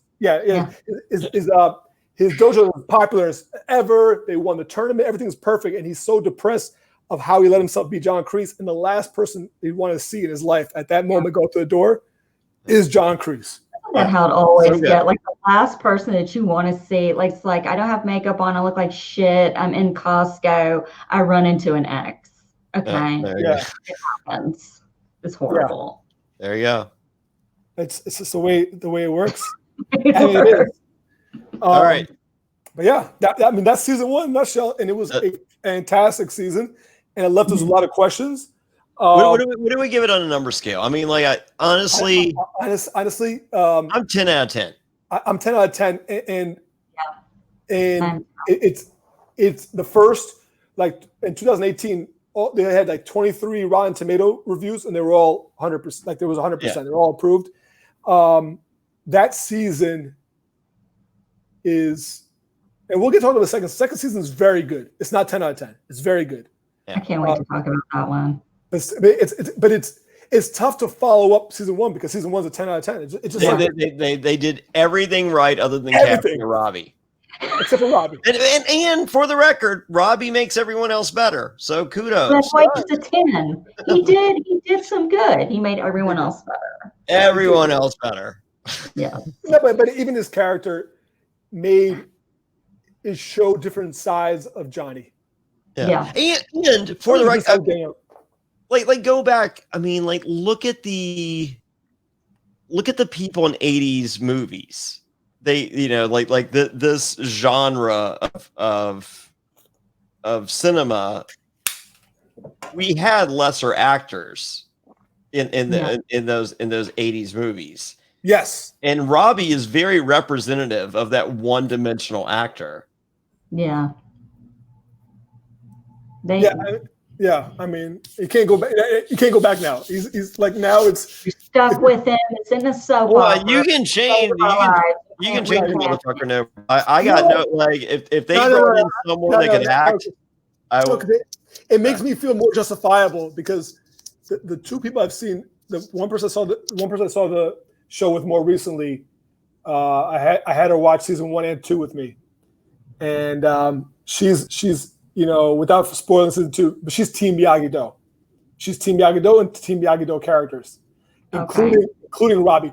And she's big Samantha, Robbie, this, that, and the other, but it bothers me so much. And not it bothers me so much, it actually made me happier to like more justification of how much I dislike Robbie, that I can sit here and be Team Miguel and Hawk and Aisha and maybe somebody else that we learn in season 2. I can be all them, actually 2 other people that are from that we learned from Cobra Kai, and I'm happy about being Cobra Kai. Yeah. Okay. And my daughter's Cobra Kai. Okay, good. Like, cause I'm watching her, stare down, Jonathan JTT, and I'm just like, oh, please tell me you're better than this. And she's like, I'm all about Miguel, and I'm like, all right. Listen, I'm Team Bert. I'm Team Bert. Yes. Without giving anything away, Team Bert at least doesn't. Some people defect. Team Bert doesn't defect. Yeah. Bert's not. He's a real man. Bert is Bert. Yeah. I can't wait. I can't wait to talk about season 2. Somebody else I can't wait to talk about. All right. Peek behind the curtain. How soon are we doing a season 2 podcast? I want to say like a month because. Okay. Let this marinate. We'll let it marinate. Okay. Maybe something around like right before Halloween. Since Halloween this is a big day. Not Halloween, but somewhere in late October, and then we'll do the next one at the end of the year where we all come up with our theories for season 3. We can dissect the trailer. Just the trailer and everything else. Yeah, there's the trailer of season 3. I shared it with Allison already. We were all excited about that. But when did that come out? I haven't seen the trailer for season 3. I'll say it to you. It's literally like it's a trailer for season 3. It's not really a trailer. It's a Netflix trailer that is a trailer for season 1 and 2, and it says coming in 2021. And it's literally a 8-second clip. Okay, it's like a teaser. It's a teaser. It's the amazing 8 seconds. It's like, oh fuck. Okay, I have not seen that. Listen, if people can analyze the shit out of a 10-second Star Wars trailer, you can do that. You can do the same for Cobra Kai. Honestly, for the 3rd episode, we can go literally character by character and where we see their arc going in season 3, because it's really an ensemble cast, and they added more. They added more good characters. And Robbie. And Robbie's there. But Jonny, I want to ask you. So, Allison and I are gigantic Cobra Karate Kid fans. We all know these different little factoids, so we all watched it when it first came out. But you watching it now recently when it got on Netflix, watching those 2 seasons, obviously being a Karate Kid fan, but maybe not at the highest level. Watching it, you might have some expectation. I heard it's good. But how surprised were you when you watched it, how good it actually is, like what they actually did with it? Okay, well, getting back to Karate Kid fandom, I saw Karate Kid 1, 2, and 3 in the theater. I did too. You forgot about the body bag thing. So you're not the same. You forgot about the body bag thing. I mean, that's very disappointing. Well, I mean, I remember. I just remembered it was from an '80s movie. I've watched so many movies. A lot of my stuff that I watched multiple times was I probably watched like Caddyshack like 100 times, Ferris Bueller's Day Off like 100 times. Like, I don't think I owned a copy of Karate Kid on VHS. Yeah, I owned because back in the day, like VHS movies, like in '85, were like $80. No, but my mom did that thing where you sign up that whatever it was, where you get like 8 free movies and you have to buy like 3 a year. Yeah. They're like really expensive. Yeah. So like growing up, I had like the same like 15, 20. Like I had 8 movies, then every year I had like 2 or 3 more. So the ones I watched over and over. I had Ferris Bueller's Day Off, so I must have seen it like 20 times. So when you're a kid and you have literally 20 VHSs. That's what you watch. You watch it over and over again. Exactly. Karate Kid was not in my 20 VHSs. It wasn't, but they always just show it on my my version of it was before WB. It was it wasn't really a channel, but it was see, I don't watch a movie with commercials or that's I wasn't as snobby as you. Okay, I wasn't. Yeah. I also didn't have HBO or any of that when I was a kid. I mean, we would have HBO for they would do like the 1 month, trial or whatever. I remember watching Modern Problems, 15 times in a month because it was on 15 times. No, we didn't have HBO either. But the Karate Kid was one of those movies that it would show on the regular channels with commercials because it was like a wholesome show. Yeah.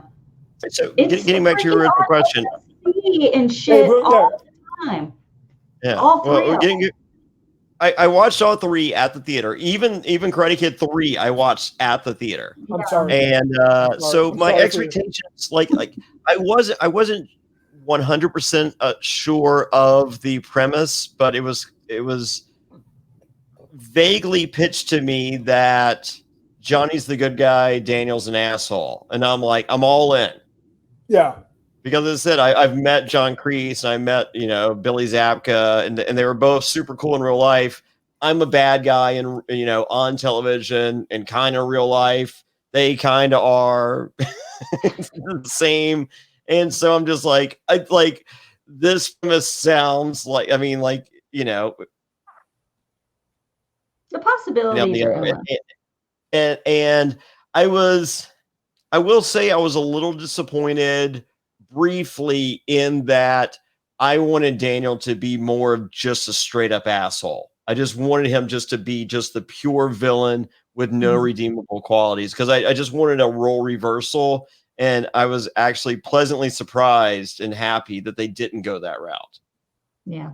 Yeah. Because in reality, they went a route and they really put those guys both in the gray. They both have good. I mean, as much as we want to say Johnny's like a fun asshole, he makes his peanut allergy jokes, he has a lot of flaws. Big time. Yeah. And as much as in his mind, Daniel LaRusso thinks he does no wrong. Yeah. He's got flaws too. Yeah. That's really good. And there's still some good there hidden in him. Yes. Plenty of good. So plenty of good. I listen, and when we get talking about season 2, there are many characters in Miyagi-Do that I can root for that are likable. Yeah. And Daniel becomes, I think, more likable in season 2 than he is in season 1. Almost a hair too likable for me. Maybe, yeah. It started getting a little cheesy likable, but yeah. But I tell you, one spoiler: Robbie Keane doesn't get more likable for me. No. Well, he doesn't become a better actor in season 2. No, he doesn't improve. You guys are talking I saw the next Karate Kid with Hilary Swank in it. I did too. And I'm like, anything could happen. Better than Karate Kid 3. Show up in season 3.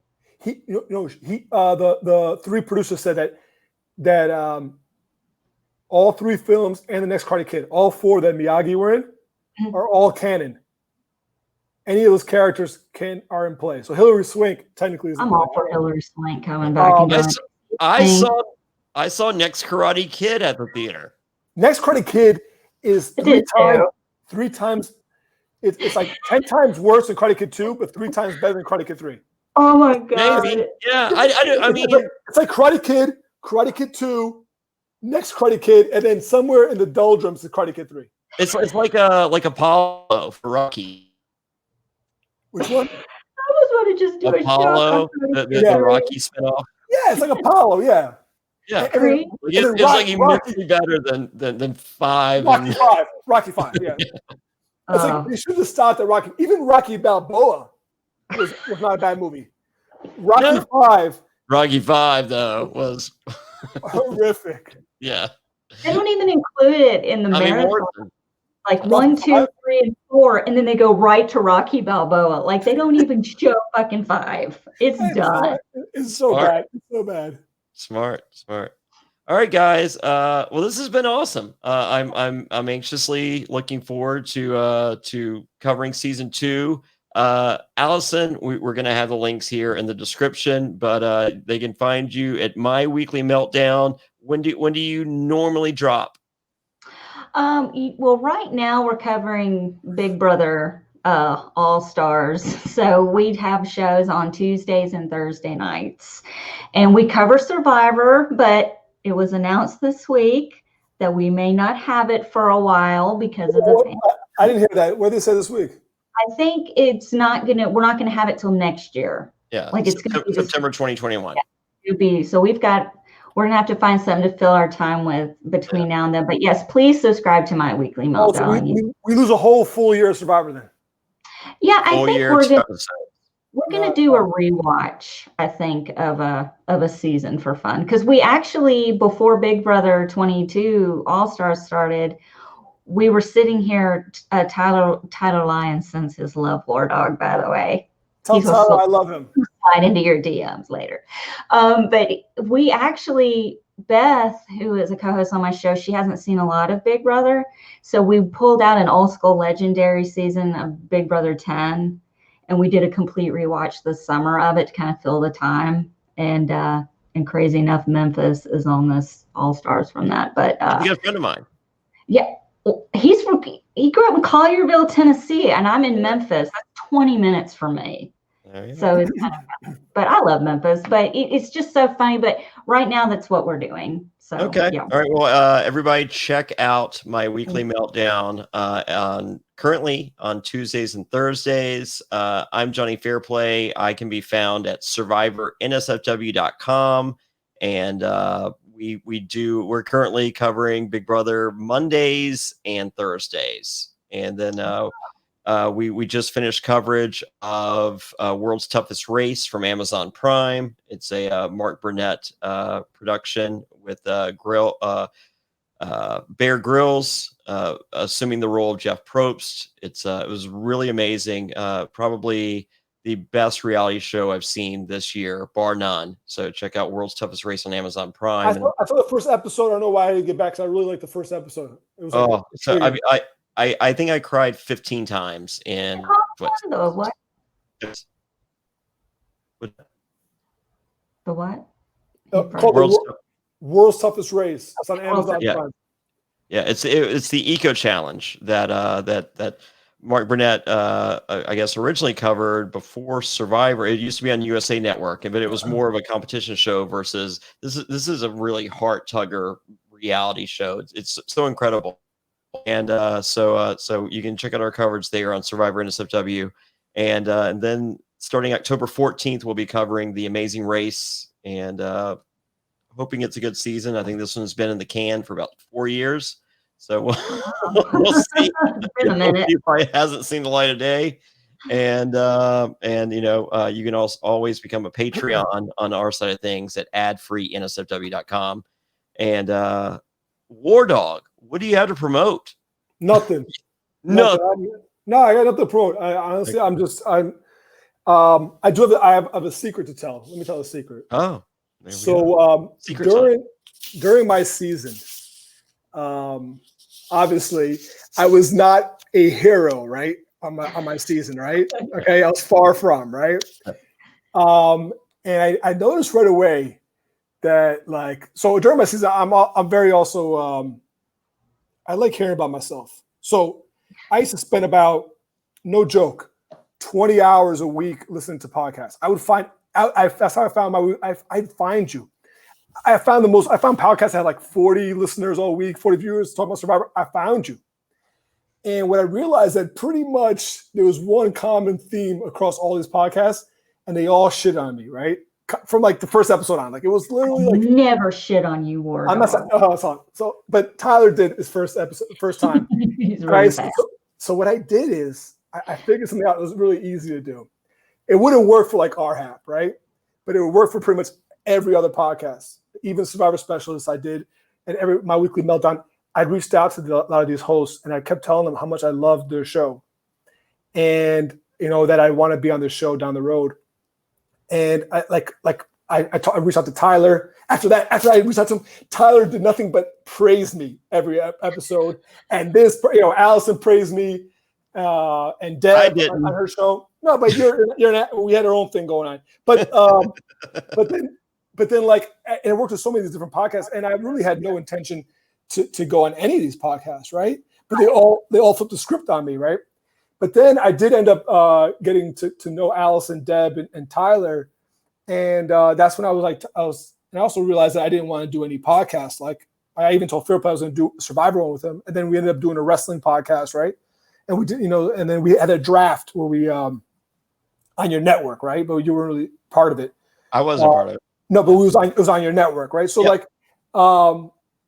And then I realized, and that's when I realized through Instagram that Allison was a big Cobra Kai fan. I was using the hashtag on some stuff. Hashtag. Yeah. Oh, Hash Brown? Yeah. Hash Brown Cobra Kai? Hash Brown Cobra Kai. Kai. And Alice, this was like in May when the show just came out and when my season was wrapping up. And then I was like, and then I remember like, because like Deb and Tyler and Allison were asking me like, when are you coming on our show? And I'm just like, I'm staying for the bar, and I did one with Survivor Specials. I did a long retrospective with them, and then I was just like, I did kind of feel bad because I actually liked all three of them. So I said, Allison, how about this? I said, why don't we do something with Cobra Kai? And we kind of a year ago, yeah, over a year ago, and then we're like, oh, well, let's do it right before season 3 comes out, and we expected it to come out April, right? And then the pandemic happens, and and then we find out it was coming to Netflix. Like, oh, it's coming now, and then we find out it's not until 2021. But then we said, something? But it's going to Netflix, and it's so popular, it took off. Boom. Like, now's the time. Now's the time. A podcast for 40 people. Yeah, so that's what we would have done, right? Yeah. So that's essentially I don't really have nothing to promote for myself, but I thought it was a fun story to tell. That's why we put this thing together, and that's a little trick for anybody that ever goes on Survivor, and shit is not going your way in these podcasts. All you gotta do is reach out to them. It worked. Except to me. It won't work for me. I got it. It worked. You know why it worked? He talked about me every week. Every week he talked about me. Even if I wasn't, there was one episode. There was nothing positive.